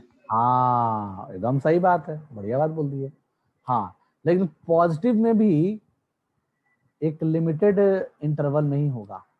वो कौन सा इंटरवल होगा, क्या देख सकते हो क्या? सर 0 और 1 के बीच में। बिल्कुल सही है, 0 और 1 के बीच में होगा, एकदम परफेक्टली करेक्ट, परफेक्टली करेक्ट। ठीक है, कुछ लोगों ने चैट में भी अच्छा आंसर लिखा है, बढ़िया है। सो हम क्या बोल रहे थे, बात तो सही बोल दिए है ना। तो जो लॉजिक है वो डायग्राम, जो भी देखेंगे डायग्राम से देखेंगे। अब अपने को बाकी देखना ही नहीं है, आने वाले कम से कम 1 वीक तक, समझ रहे हो, एटलीस्ट फॉर 1 वीक, आने वाले 1 सप्ताह तक तुम्हारे दिमाग में ग्राफिकल अप्रोच ही आना चाहिए हर क्वेश्चन का, हम जो भी पूछे। तो मुझे ये बताना कि x यहाँ होता है, x का जो इंटीग्रल पार्ट होता है, यानी कि x के लेफ्ट में चलना स्टार्ट किए, जो पहला इंटीजर मिला वो इंटीग्रल पार्ट ऑफ x है। x के आगे चलना शुरू किए तो जो नेक्स्ट इंटीजर मिलेगा, देखो इंटीग्रल पार्ट ऑफ x तो खुद एक इंटीजर है, तो जो नेक्स्ट इंटीजर मिलेगा वो integral part of x plus 1 मिलेगा। सही है, क्लियर है, सही है ना? हाँ सही है, सही है, समझ में आया होगा बात। ओके ओके सही है। तो हम क्या बोलना चाह रहे थे, अगर तुम नंबर लाइन पे कोई आगे बैठा हुआ है, राइट साइड में बैठा हुआ है, यानी कि राइट साइड में मान लो रोहन बैठा हुआ है और लेफ्ट साइड में कमला बैठी हुई है, तो रोहन माइनस कमला क्या होगा? पॉजिटिव,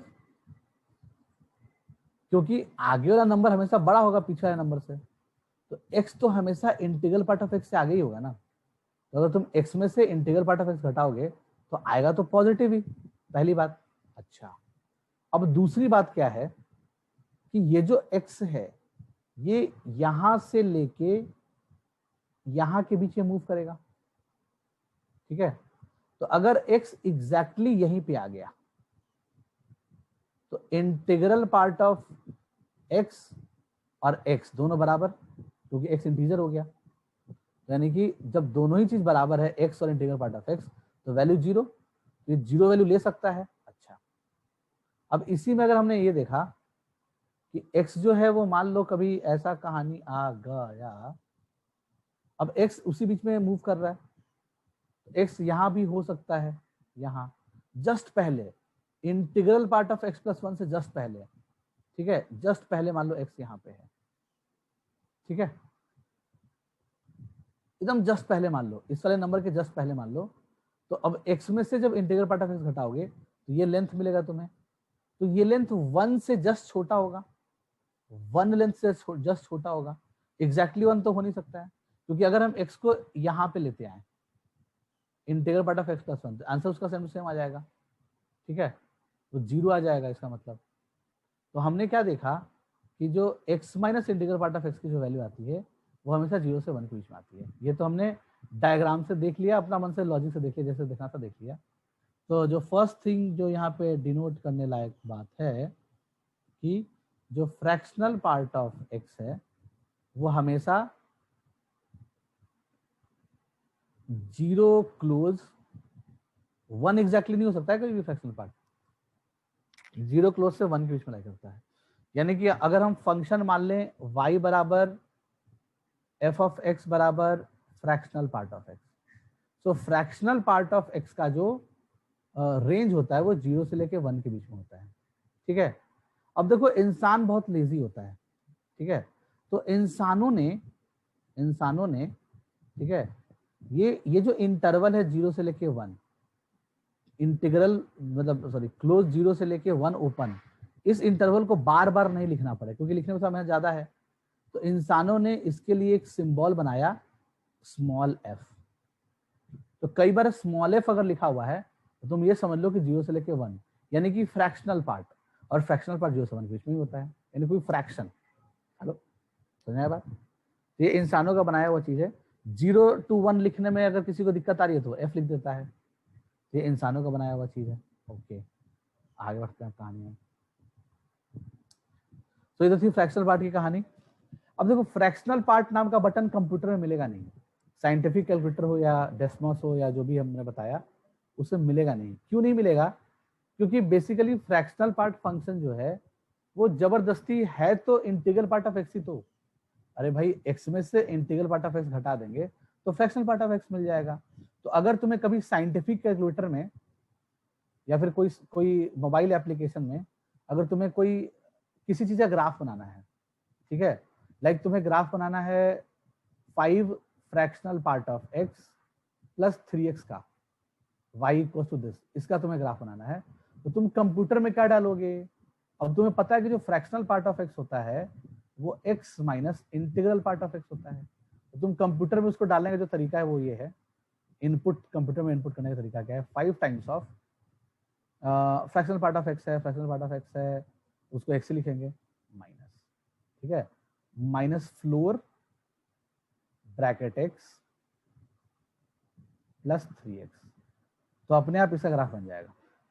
समझ में आया बात? हेलो, तो अपने को जरूरत पड़ी नहीं फ्रैक्शनल पार्ट के लिए अलग से बटन बनाने का, इसीलिए कंप्यूटर वालों ने अलग से फ्रैक्शनल पार्ट ऑफ एक्स का बटन बनाया ही नहीं है।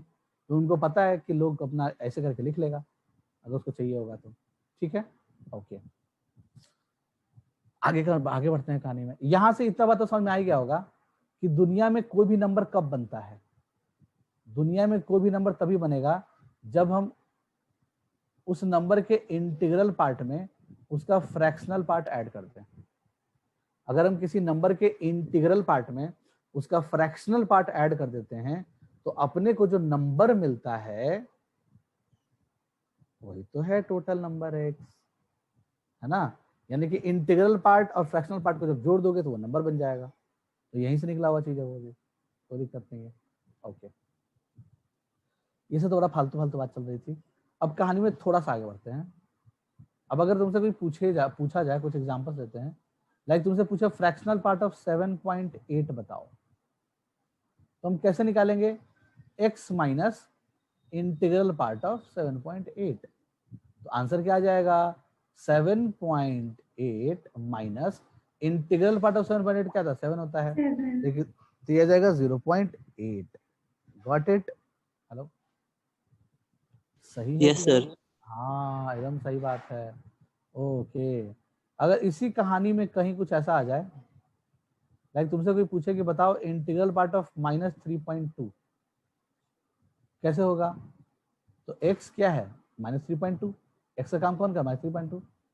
x minus integral part of -3.2। Okay, so -3.2 और minus times of integral part of -3.2 क्या आ जाएगा? -4। ये क्या आ जाएगा? 4 माइनस, ये तो +4 आ गया, चाहे तो तुम इसको 0.8। हाँ 0.8। सो -3.2 + 4 विच इज इक्वल टू 0.8। तो अगर नेगेटिव नंबर होगा ना तो डेसिमल के बाद डिजिट देखना और उसको 1 में से घटा देना, वही उसका फ्रैक्शनल पार्ट हो जाएगा। और अगर पॉजिटिव नंबर होगा तो डेसिमल के बाद जो डिजिट है एग्जैक्टली वही फ्रैक्शनल पार्ट हो जाएगा। ये हालांकि गलत तरीका है बताने का, ये तरीका ही हमने गलत बता दिया। ऐसे बोर्ड के टीचर लोग पढ़ाते हैं जिससे कंसेप्ट गड़बड़ हो जाता है। रियलिटी समझ में आया? रियलिटी क्या होता है? x minus integral part of x, ऐसे ही याद रखना, ठीक है। वो तो शॉर्टकट के लिए हमें बताया कैसा कर सकते हो। अच्छा आगे, बात तो सही है। हाँ, अब एक सवाल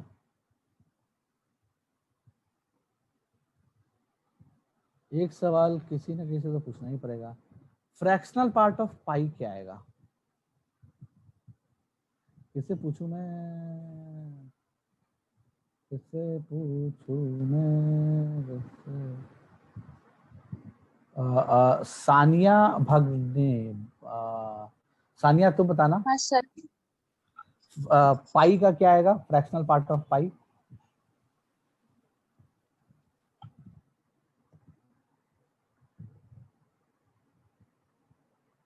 बोलो,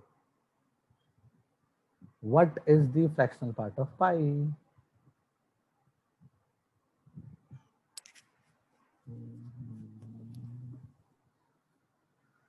हाँ, कुछ लोग जो है ना, पाई की वैल्यू याद किए हुए हैं 3.14, है ना। तो वो क्या दिमाग लगा रहे हैं कि अपने को चाहिए इसका फ्रैक्शनल पार्ट, तो आंसर आ जाएगा 0.14। तो जो लोग ऐसा सोच रहे हैं, है ना, अगर आप क्लास 10th में हो तब तो ये आंसर सही है। अगर आप क्लास 10th क्रॉस कर गए तो ये आंसर गलत है। क्यों क्यों क्यों क्यों? पाई का वैल्यू किसी को पता ही नहीं है, इतना डिजिट है उसके बाद डेसिमल के बाद, आज तक किसी को पता ही नहीं है। तुमको कैसे पता चल गया? वो एग्जैक्ट आंसर तो अप्रॉक्स आंसर है, वो अप्रॉक्स आंसर है, एग्जैक्ट आंसर नहीं है। तो तुम एग्जैक्ट आंसर कैसे दोगे फ्रैक्शनल पार्ट ऑफ पाई का? तो फ्रैक्शनल पार्ट ऑफ पाई का जो एग्जैक्ट आंसर देंगे वो देंगे पाई यानी x minus integral part of pi. अब इंटीग्रल पार्ट ऑफ पाई तो एग्जैक्ट नंबर होता है, वो होता है 3, तो पाई -3। तो हम ऐसे अगर कोई आंसर, देखो दो तरह से आंसर दिया जा सकता है इसका। कोई बच्चा 0.14 करके आंसर देगा, 0.141 ऐसे कुछ होता है शायद। कोई बच्चा इसका आंसर देगा पाई -3। तो अगर तुम 11th क्लास के स्टूडेंट हो तो ये वाला सही है तुम्हारा, ये वाला गलत है। अगर तुम 10th क्लास के स्टूडेंट हो तो दोनों सही है, ठीक है।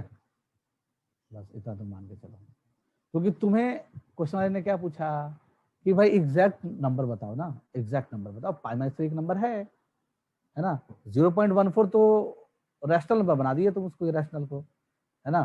तो इरेशनल नंबर का फ्रैक्शनल पार्ट इरेशनल नंबर ही होता है ना। जैसे इरेशनल में रेशनल 3 घटाएंगे तो रेशनल ही आएगा।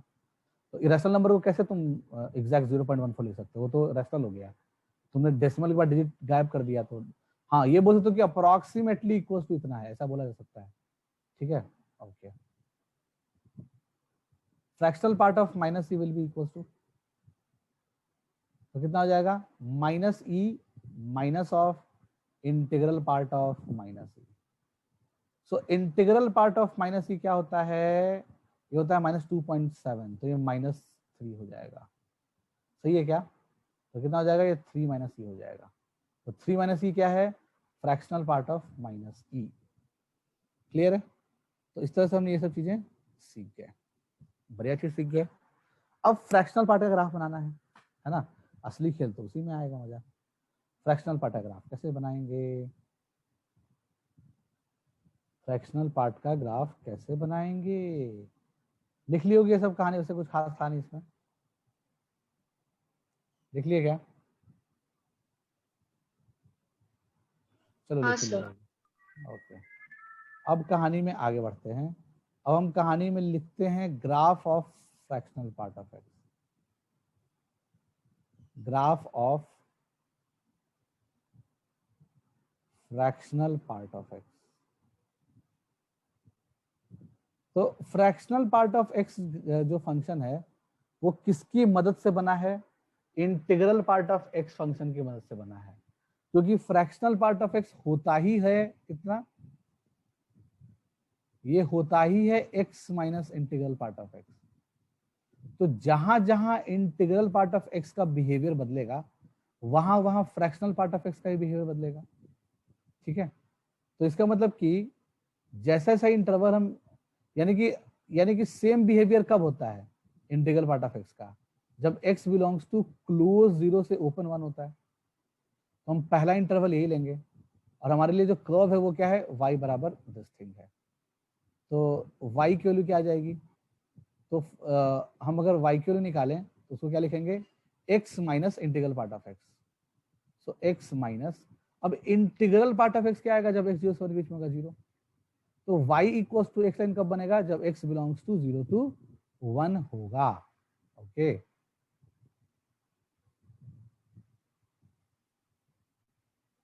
This one is x axis, this one is y axis, ये लाइन बना दिया y इक्वल्स टू 1 लाइन, और एक ये लाइन कौन सा है, ये y बराबर x लाइन है। बट अपने को y equals to x line कब चाहिए, कौन से रीजन में चाहिए, जब x एग्जैक्टली 0 से लेके 1 के बीच में हो, यानी कि x जब क्लोज 0 से लेकर के, अच्छा y equals to x line जो है वो 1 y इक्वल्स टू 1 लाइन को 1,1 पे कट करेगा, तो ये 1 होगा। यानी कि अपने को सिर्फ ये वाला पोर्शन चाहिए ग्राफ का, कौन सा, ये वाला पोर्शन चाहिए, ये वाला पोर्शन चाहिए ना, हाँ, और कोई पोर्शन नहीं चाहिए अपने को। ये बात तो बिल्कुल परफेक्ट है, already perfect, everything is perfect. हाँ ओके, सो हम क्या बोल रहे थे, हाँ यही कहानी है। तो इसका नाम क्या है, इस ब्रांच का नाम क्या है, y इक्वल्स टू एक्स। तो हम एक्स्ट्रा जो लाइन है वो डिलीट कर देते हैं, ये चाहिए नहीं अपने को, तो हटा दिया इसको, ठीक है। ओके, अच्छा 1 पे ओपन बबल आएगा कि क्लोज बबल आएगा, है ना, 1 तो है ही नहीं डोमेन में, जब x ही 1 के बराबर नहीं है तो y कैसे 1 पे वैल्यू ले लेगा, जब x में ही 1 नहीं है, जब हम इनपुट में ही 1 नहीं डाल रहे हैं तो 1 पे वैल्यू कहां से आ जाएगा, अपने आप नहीं आएगा ना, this will be open bubble.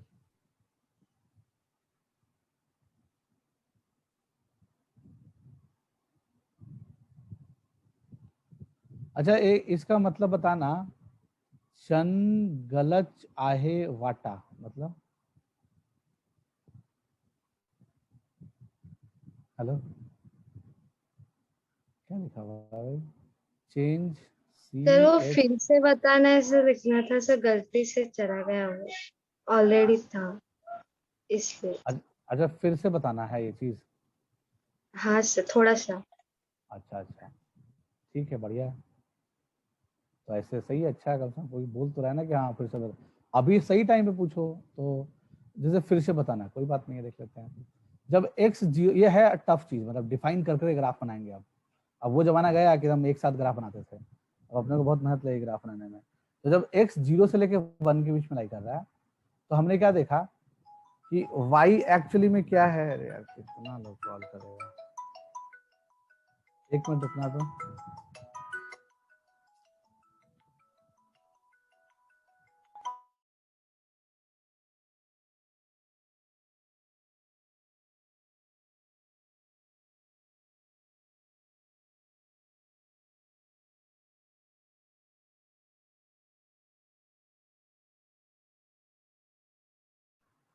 हाँ, तो x बिलोंग्स टू 0 से लेके 1, y बराबर x माइनस 0, सही बात है। हेलो, तो यानी कि जब x 0 से 1 के बीच में होगा तभी y equal to x line बनेगा, अदरवाइज नहीं बनेगा। इधर नहीं बना सकते हम। अगर तुम इधर y equal to x line बनाओगे, है ना, इस इधर एक्सटेंड करके बनाओगे, इसका मतलब कि तुमने नेगेटिव x के लिए भी बना लिया y equal to x line. But y equal to x line valid कब है? जब x 0 क्लोज से 1 ओपन के बीच में होगा, है ना। हाँ, ये बात भी सही है। आया कि कम समझ में आया? हेलो, आ गया क्या? यही डाउट था कि कुछ और हाँ डाउट सर। था? आ गया ना?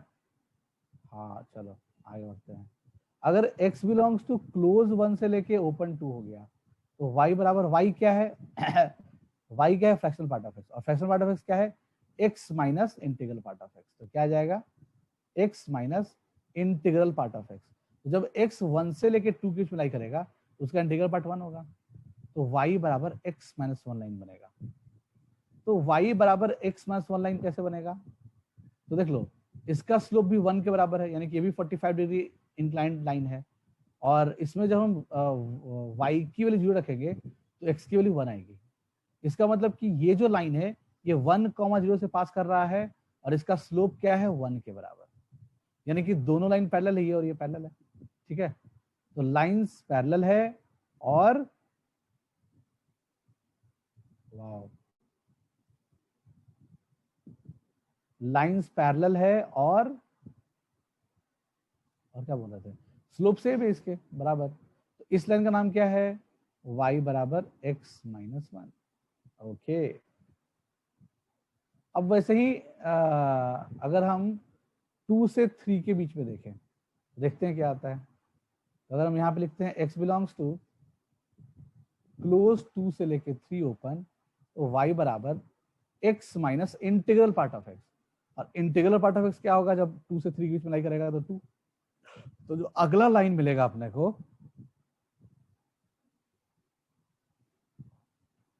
जो अगला लाइन मिलेगा अपने को, वो क्या मिलेगा?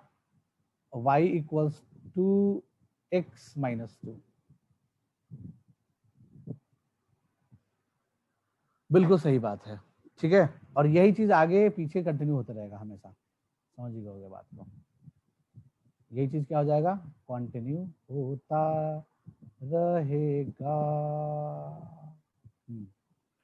सो this is the graph of, क्या बोल रहे थे? y equals to fractional part of x। इसका ग्राफ हमने बना लिया, ऐसा ही कुछ होगा। तो सवाल नंबर 1 इस ग्राफ में, इसका डोमेन क्या है? इस फंक्शन का डोमेन क्या है? तो कोई भी रियल नंबर है, देख लो, है ना, real number. All real numbers. Okay, और इस फंक्शन का रेंज क्या है?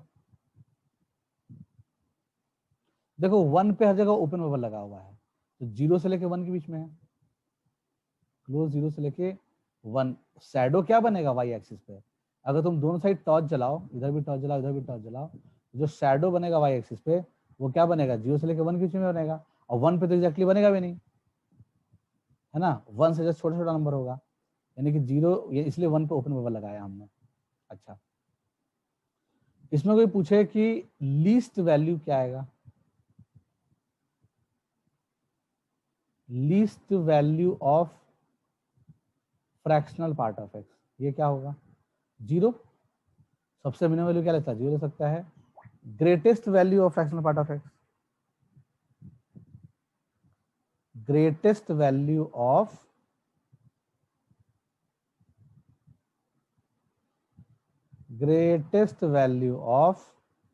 फ्रैक्शनल पार्ट ऑफ एक्स, ये क्या आएगा बताना। What will be the greatest value of fractional part of x?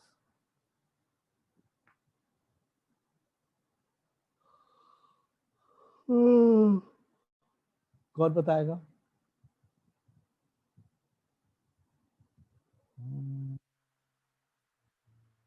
Ashwini Nayak, तुम बताओ, what is the greatest value of fractional part of x?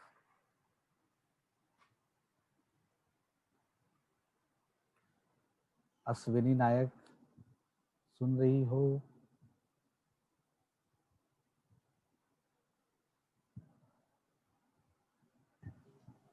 Sir recurring होगा। क्या होगा?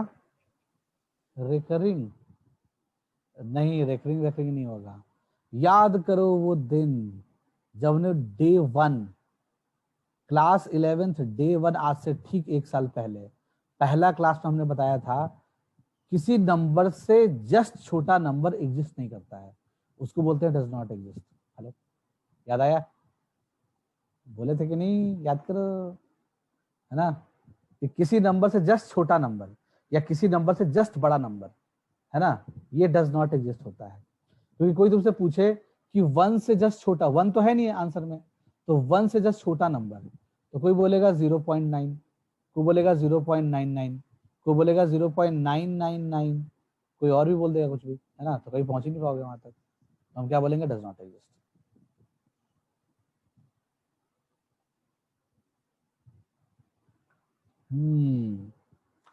अब क्या करें इसमें? क्या ये पीरियोडिक है क्या? तो हाँ, पीरियोडिक है, क्योंकि सेम ग्राफ रिपीट हो रहा है, सेम शेप जो है बार बार रिपीट हो रहा है। अच्छा, और पीरियोडिक होने के साथ साथ इसका पीरियड कितना है? तो 1 लेंथ में जो ग्राफ बना है वही बार बार रिपीट हो रहा है, तो पीरियड कितना हो गया? 1 हो गया इसका। अच्छा,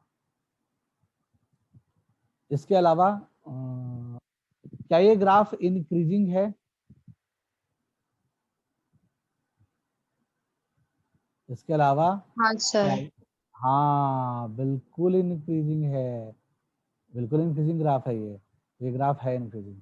इंक्रीजिंग मतलब समझते ही हो कि तुम्हें ऊपर चढ़ना पड़े तो मतलब इंक्रीजिंग है, उतरना पड़े, अगर तुम्हें ओवरऑल जाना है positive direction of x axis और ग्राफ मान लो ऐसे है, तो तुम्हें ओवरऑल जाना है right hand side, x axis के राइट हैंड साइड की तरफ जाना है तुम्हें, यानी प्लस इन्फिनिटी की तरफ तुम्हें जाना है।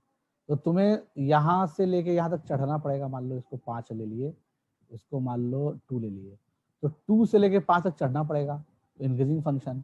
फिर 5 से इन्फिनिटी तक उतरना पड़ेगा, तो डिक्रीजिंग फंक्शन। तो 2 से 5 इंक्रीजिंग और 5 से इन्फिनिटी डिक्रीजिंग है। ऐसे बोल सकते हैं हम काइंड ऑफ। इसमें देखो, इसमें हमेशा चढ़ना ही पड़ेगा तुम्हें ऑलवेज, इसको हम इंक्रीजिंग फंक्शन बोलेंगे। अच्छा, और कंटिन्यूटी सब बाउंडेड है। हाँ, बाउंडेड है, एकदम सही बात है, बाउंडेड है ना, बाउंडेड है। लोअर बाउंड्री क्या है इसका? y बराबर 0। अपर बाउंड्री क्या है इसका? अपर बाउंड्री क्या है इसका? y बराबर 1 लाइन। तो हमेशा लोअर बाउंड्री अपर बाउंड्री को एक लाइन होता है, ठीक है, तो हमेशा इन दोनों बाउंड्री के बीच में ये लाई करेगा। फिर उसके बाद और क्या होता है? रूट्स इसका क्या है?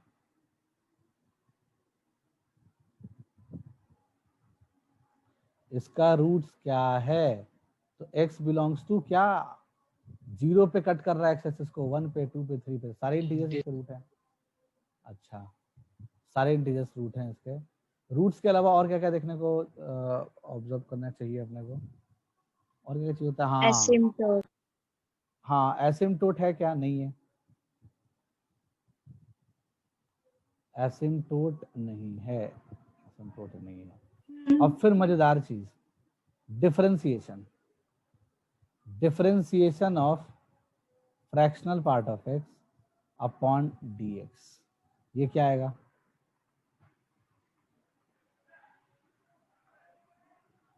क्या आएगा?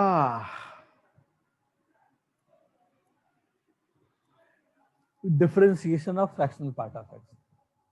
तो वही है, इसके जो आंसर्स आएंगे वो दो तरह के आंसर्स आएंगे। एक आएगा 1, ठीक है। डिफरेंशिएशन का मतलब क्या है?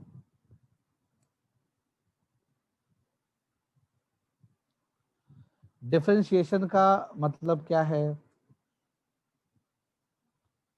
डिफरेंशिएशन का मतलब क्या है? हम क्या बोलना चाह रहे थे? डिफरेंशिएशन का मतलब ये है कि अगर कोई भी कर्व है, उसके किसी पॉइंट पे हमने टेंजेंट ड्रॉ किया, तो जो टेंजेंट का स्लोप है वही उस पॉइंट का डेरिवेटिव है, ठीक है। तो अगर हमने कोई भी नॉन इंटीजर पॉइंट लिया जो इंटीजर नहीं है, यानी कि लाइक 1/2 ले लिया, तो 1/2 पे अगर तुम कोई पॉइंट उठाओगे, देखो अलग कलर से दिखाते हैं या इधर पीछे दिखाते हैं, देखो, हाँ, मान लीजिए कि हमने कोई भी नंबर लाइक -1/2 ले लिया, तो -1/2 पे एक पॉइंट ले लिए, वहां पे हमने कर्व पे टेंजेंट ड्रॉ किया, तो जब कर्व पे टेंजेंट ड्रॉ करेंगे तो यही लाइन आ जाएगा, सेम टू सेम आएगा ना। तो जब सेम टू सेम यही लाइन आ जाएगा, तो इस लाइन का जो स्लोप है वो तो 1 है, तो वही तो चाहिए 1। और अगर x does not belongs to integer आ गया, तो क्या आ जाएगा? इंटीजर पे तो ब्रेक हो रहा है ग्राफ, तो इसका मतलब कि यहाँ पे नॉन डिफरेंशिएबल है, ठीक है। अच्छा, और हम क्या बोलना चाह रहे थे? हाँ, लाइंस का जो इक्वेशन पीछे में होता है वो क्या होता है? ये होता है y = x, ये -1 है, यहाँ पे -1 था तो यहाँ +1 आ जाएगा, यहाँ पे क्या आ जाएगा? y = x + 2 and so on. Clear है? सब बात समझ में आ गया होगा। तो ग्राफ में इतना चीज हमने ऑब्जर्व कर लिया, शायद कुछ छूटा नहीं है, सब कुछ कर लिया, ठीक है, ओके। तो ये होता है graph of fractional part of x. Graph देख लिया फ्रैक्शनल पार्ट ऑफ एक्स का। अब कहानी में आगे बढ़ते हैं, अब आएगा खेल में मजा। देख लिया सारा कहानी? हेलो, लिख लिए होगे? हाँ सर। अब हाँ, अब खेल में मजा कैसे आएगा मैं बताता हूँ। खेल में मजा आएगा प्रॉपर्टीज से। तो अब हम लिखेंगे प्रॉपर्टीज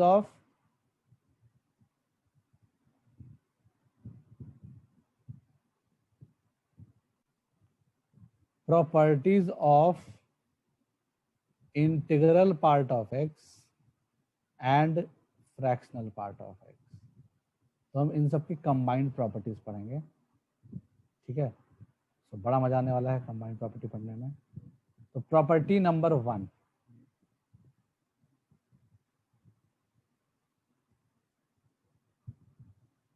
तो अच्छा, तुम लोग में से कोई एक बंदा है ना जो स्क्रीनशॉट लेता है हर एक स्क्रीन का? तो सुदीप रांगले है कि नहीं है? हेलो, सुदीप है? नहीं है सर। हाँ हाँ, तो भाई यार तुम बढ़िया भेजे थे उस दिन, है ना, वैसे ही भेज दिया करना तो नहीं बढ़िया है सर। रहेगा। नहीं लिया छोटो? नहीं, वो नहीं है। अगर सुदीप रांगले नहीं है, हाँ। अरे यार, तो कोई और है जो ले रहा है सारा स्क्रीनशॉट? क्लास में एक बंदा ऐसा होना चाहिए। हाँ सर। अच्छा ठीक है, जो लोग भी स्क्रीनशॉट ले रहे हो उसको, मतलब सारे फोटोज को पीडीएफ फाइल में, एक सिंगल पीडीएफ फाइल में कन्वर्ट करके, मतलब लेक्चर जैसे आज के लेक्चर का कन्वर्ट करके मेरे को भेज देना, ठीक है। हाँ उससे सर। फायदा, हाँ उससे फायदा, बढ़िया फायदा होगा कि हम चीजें सबको,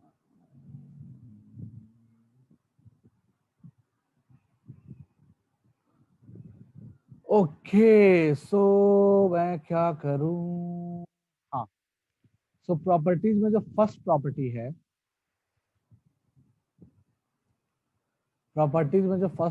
है, वो ये है कि जो इंटीग्रल पार्ट ऑफ एक्स होता है वो इंटीजर होता है।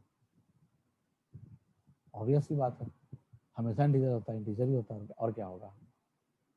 तो ऐसा ही अगर हम सेम प्रॉपर्टी देखें फ्रैक्शनल पार्ट के लिए, तो जो फ्रैक्शनल पार्ट ऑफ एक्स होता है वो एक्चुअली कहाँ से कहाँ लाई करेगा? 0 से लेके 1 के बीच में लाई करेगा। इसको इंसानों ने स्मॉल एफ से डिनोट करना स्टार्ट कर दिया। सही है। अच्छा, दूसरा प्रॉपर्टी क्या है? दूसरा प्रॉपर्टी क्या है? किसी भी इंटीजर का अगर इंटीग्रल पार्ट चाहिए, किसी भी इंटीजर का अगर इंटीग्रल पार्ट चाहिए, तो इंटीजर का इंटीग्रल पार्ट तो इंटीजर ही होता है। अरे हाँ, है ना। अच्छा, इधर देखते हैं, किसी इंटीजर का अगर फ्रैक्शनल पार्ट चाहिए, तो इंटीजर का फ्रैक्शनल पार्ट कितना होता है? जल्दी से कोई बता दो, जल्दी जल्दी जल्दी, इसको भी आ रहा है। इंटीजर का फ्रैक्शनल पार्ट कितना होता है? कोई है धरती पे?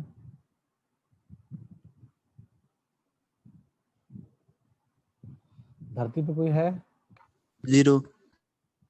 0, बिल्कुल सही बात है, परफेक्टली बोल रहे हो। ग्राफ से भी देख सकते थे, इतना बढ़िया ग्राफ बना हुआ है, देख लो।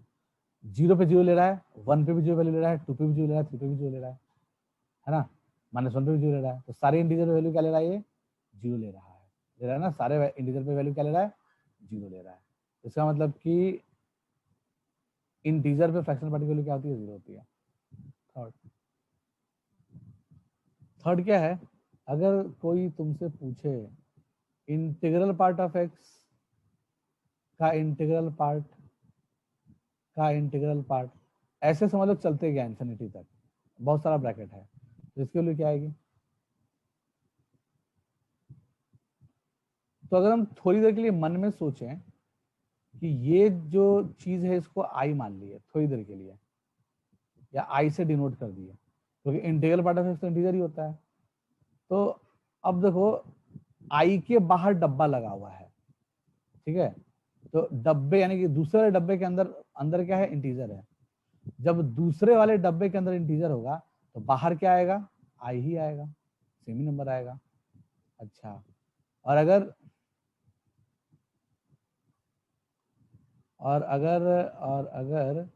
ठीक है, यानी कि इस वाले के बाहर भी क्या आया? आई ही आया। अब जो लास्ट वाला ब्रैकेट है उसके अंदर कौन है? कोई इंटीजर है, इंटीजर क्या आ जाएगा? आई ही आएगा। यानी कि सिंपल सी बात है कि ये डब्बा जो है इंटीजर का कुछ बिगाड़ नहीं पाता है, एज इट इज इंटीजर बाहर आ जाता है, ठीक है, चाहे कितना भी रहे। लेकिन लाइक अगर तुमसे कोई पूछता है कि इंटीजर इंटीजर इंटीजर ऐसे इन्फिनिटी तक, तो हर एक डब्बा इंटीजर को इंटीजर ही निकालता चलेगा। ये भी इंटीजर, ये भी इंटीजर, ये भी इंटीजर। समझ में आ रहा है बात? यानी कि पहला वाला ब्रैकेट के लिए, पहला वाला ब्रैकेट के अंदर आई है तो बाहर क्या निकालेगा? आई ही निकालेगा। फिर दूसरा वाला ब्रैकेट के लिए भी आई है तो भी आई निकालेगा, एंड सो ऑन। समझ में आया कि नहीं आया? हेलो, आया ना? तो आंसर तो इसका आई ही हो जाएगा। और आई क्या था? Integral part of x. I क्या था? Integral part of x. So hence हम इसको क्या लिख सकते हैं? इंटीग्रल पार्ट ऑफ एक्स लिख सकते हैं। अच्छा, ऐसा ही मिलता जुलता कहानी इधर भी हो सकता है। फ्रैक्शनल पार्ट ऑफ एक्स का फ्रैक्शनल पार्ट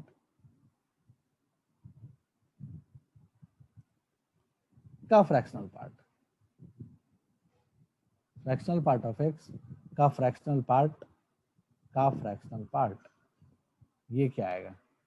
तो ये पता करने के लिए हमने क्या किया, ग्राफ तो अपने को पता है ही, तो 0 से लेकर के 1 के बीच में हमने ग्राफ बना लिया,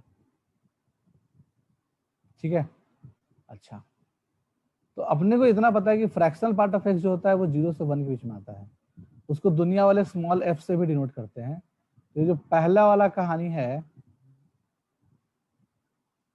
ये जो पहला वाला कहानी है इसको एफ से डिनोट करेंगे।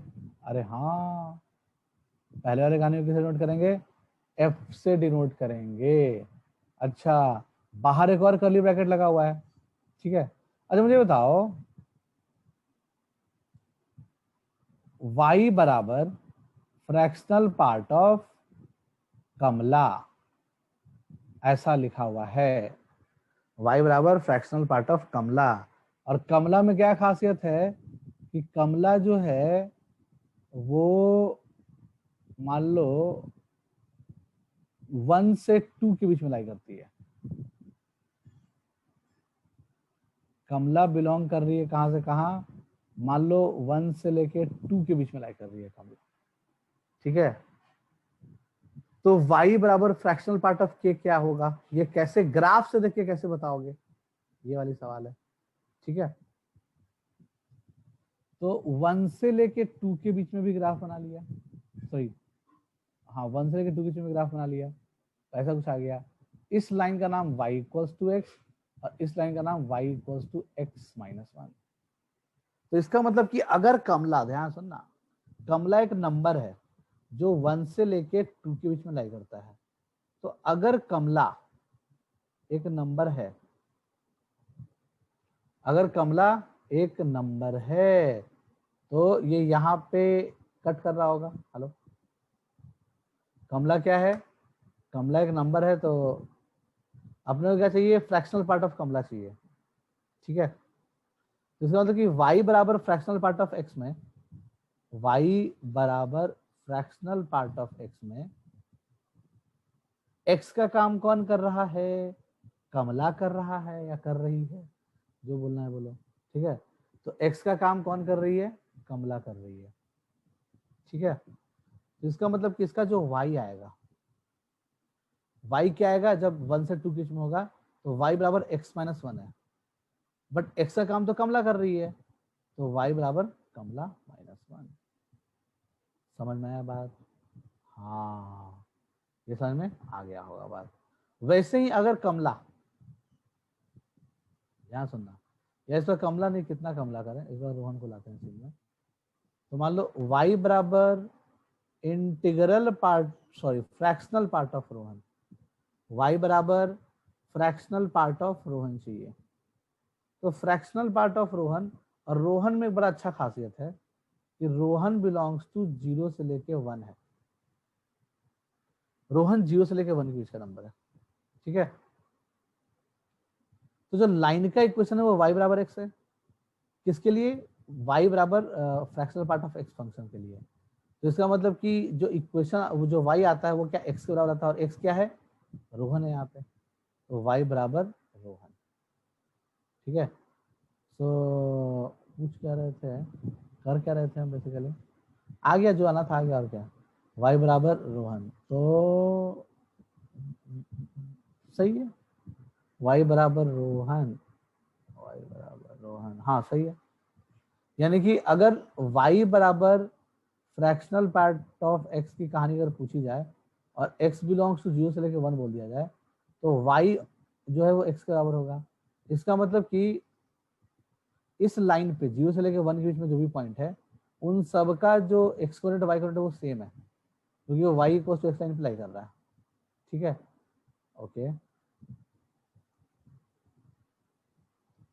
तो अब यहाँ पे जैसे मान लो एग्जांपल के तौर पे मान लो 3 या फिर 3/4 लेते हैं, तो मान लो 3/4 x ले लिए, तो 3/4 कहाँ काटा, 3/4 यहाँ पे कट किया। ठीक है, 3/4 यहाँ पे कट किया,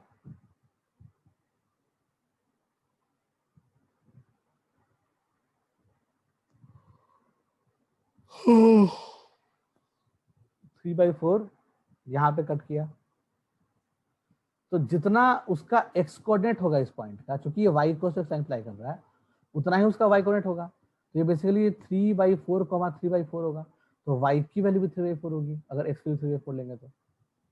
सही है, ओके। तो इसका मतलब कि अगर 0 से लेके 1 के बीच का नंबर है, अगर 0 से लेके 1 के बीच का नंबर है, उसका फ्रैक्शनल पार्ट उसी नंबर के बराबर होता है। समझ में आया कि नहीं आया? जैसे क्वेश्चन क्या है, y बराबर x प्लस फ्रैक्शन, सॉरी क्या लिख रहे हैं यार, y इक्वल्स टू x। ठीक है, ये लाइन है, सॉरी क्या बोल रहे थे, हाँ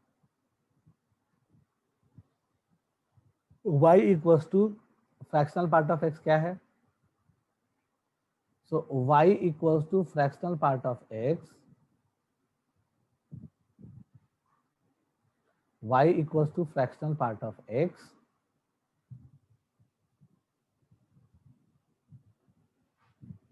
y equals to fractional part of x, ये अगर कर्व है, ठीक है, तो अगर x बिलोंग्स टू 0 से 1 के बीच में हो, यानी कि x जो है वो कोई फ्रैक्शन हो इटसेल्फ। अब 0 से 1 लिखना अच्छा नहीं लगता है बार बार, तो हमने क्या बोल दिया, x जो है वो कोई f है, यानी x जो है वो f है। f मतलब क्या हो गया, 0 से लेकर 1 के बीच का कोई नंबर है। तो उसका जब x 0 से लेकर 1 के बीच का नंबर होगा, तो x यहाँ पे 3/4 लिए, तो उसका y कोऑर्डिनेट भी 3/4 हो गया। तो अगर हम यहाँ पे x लेते तो उसका y कोऑर्डिनेट भी x हो जाता। समझ बात को? अच्छा, तो इसका मतलब क्या हो गया,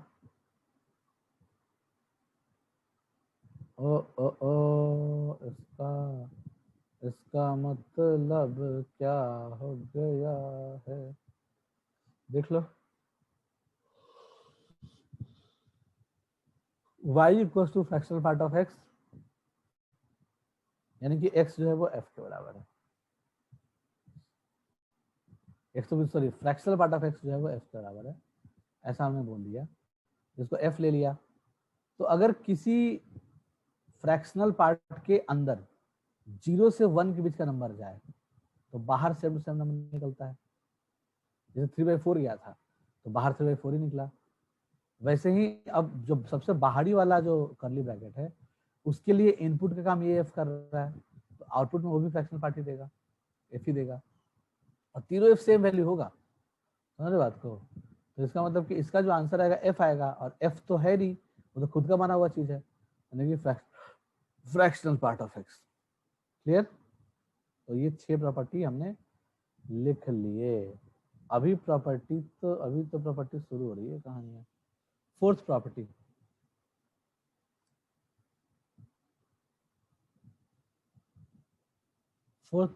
थोड़ा सा मिक्स टाइप का, चलो कोई बात नहीं। फोर्थ प्रॉपर्टी में अगर तुमसे पूछा जाए कि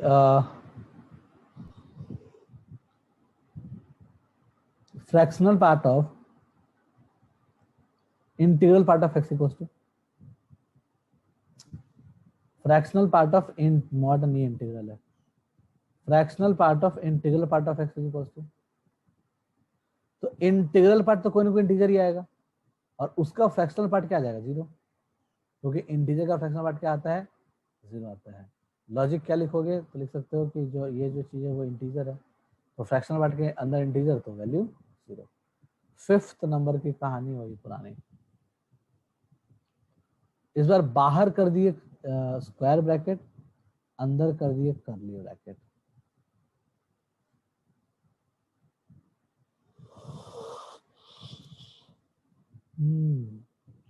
अंदर कर लिए कर्ली ब्रैकेट, तो वैल्यू कितना आ जाएगा,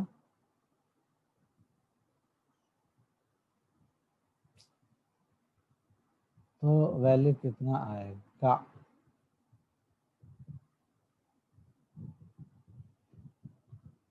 क्या लिखने वाले थे हम भूल ही गए। ठीक है, fractional part of x, integral part of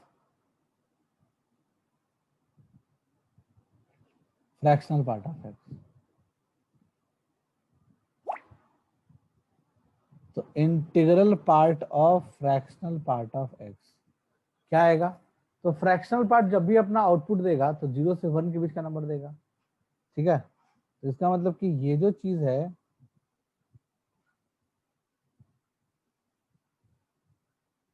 इसका मतलब ये जो चीज है ये 0 से लेकर के 1 के बीच में लाइक करना चीज है। 0 से लेके 1 बार बार लिखने में अच्छा नहीं लगता यार मुझे, तो मैंने डिनोशन f लिखना शुरू कर दिया। तो इंटीग्रल पार्ट ऑफ f क्या आ जाएगा, 0। सही बात है, ये तो हो गया फिफ्थ प्रॉपर्टी।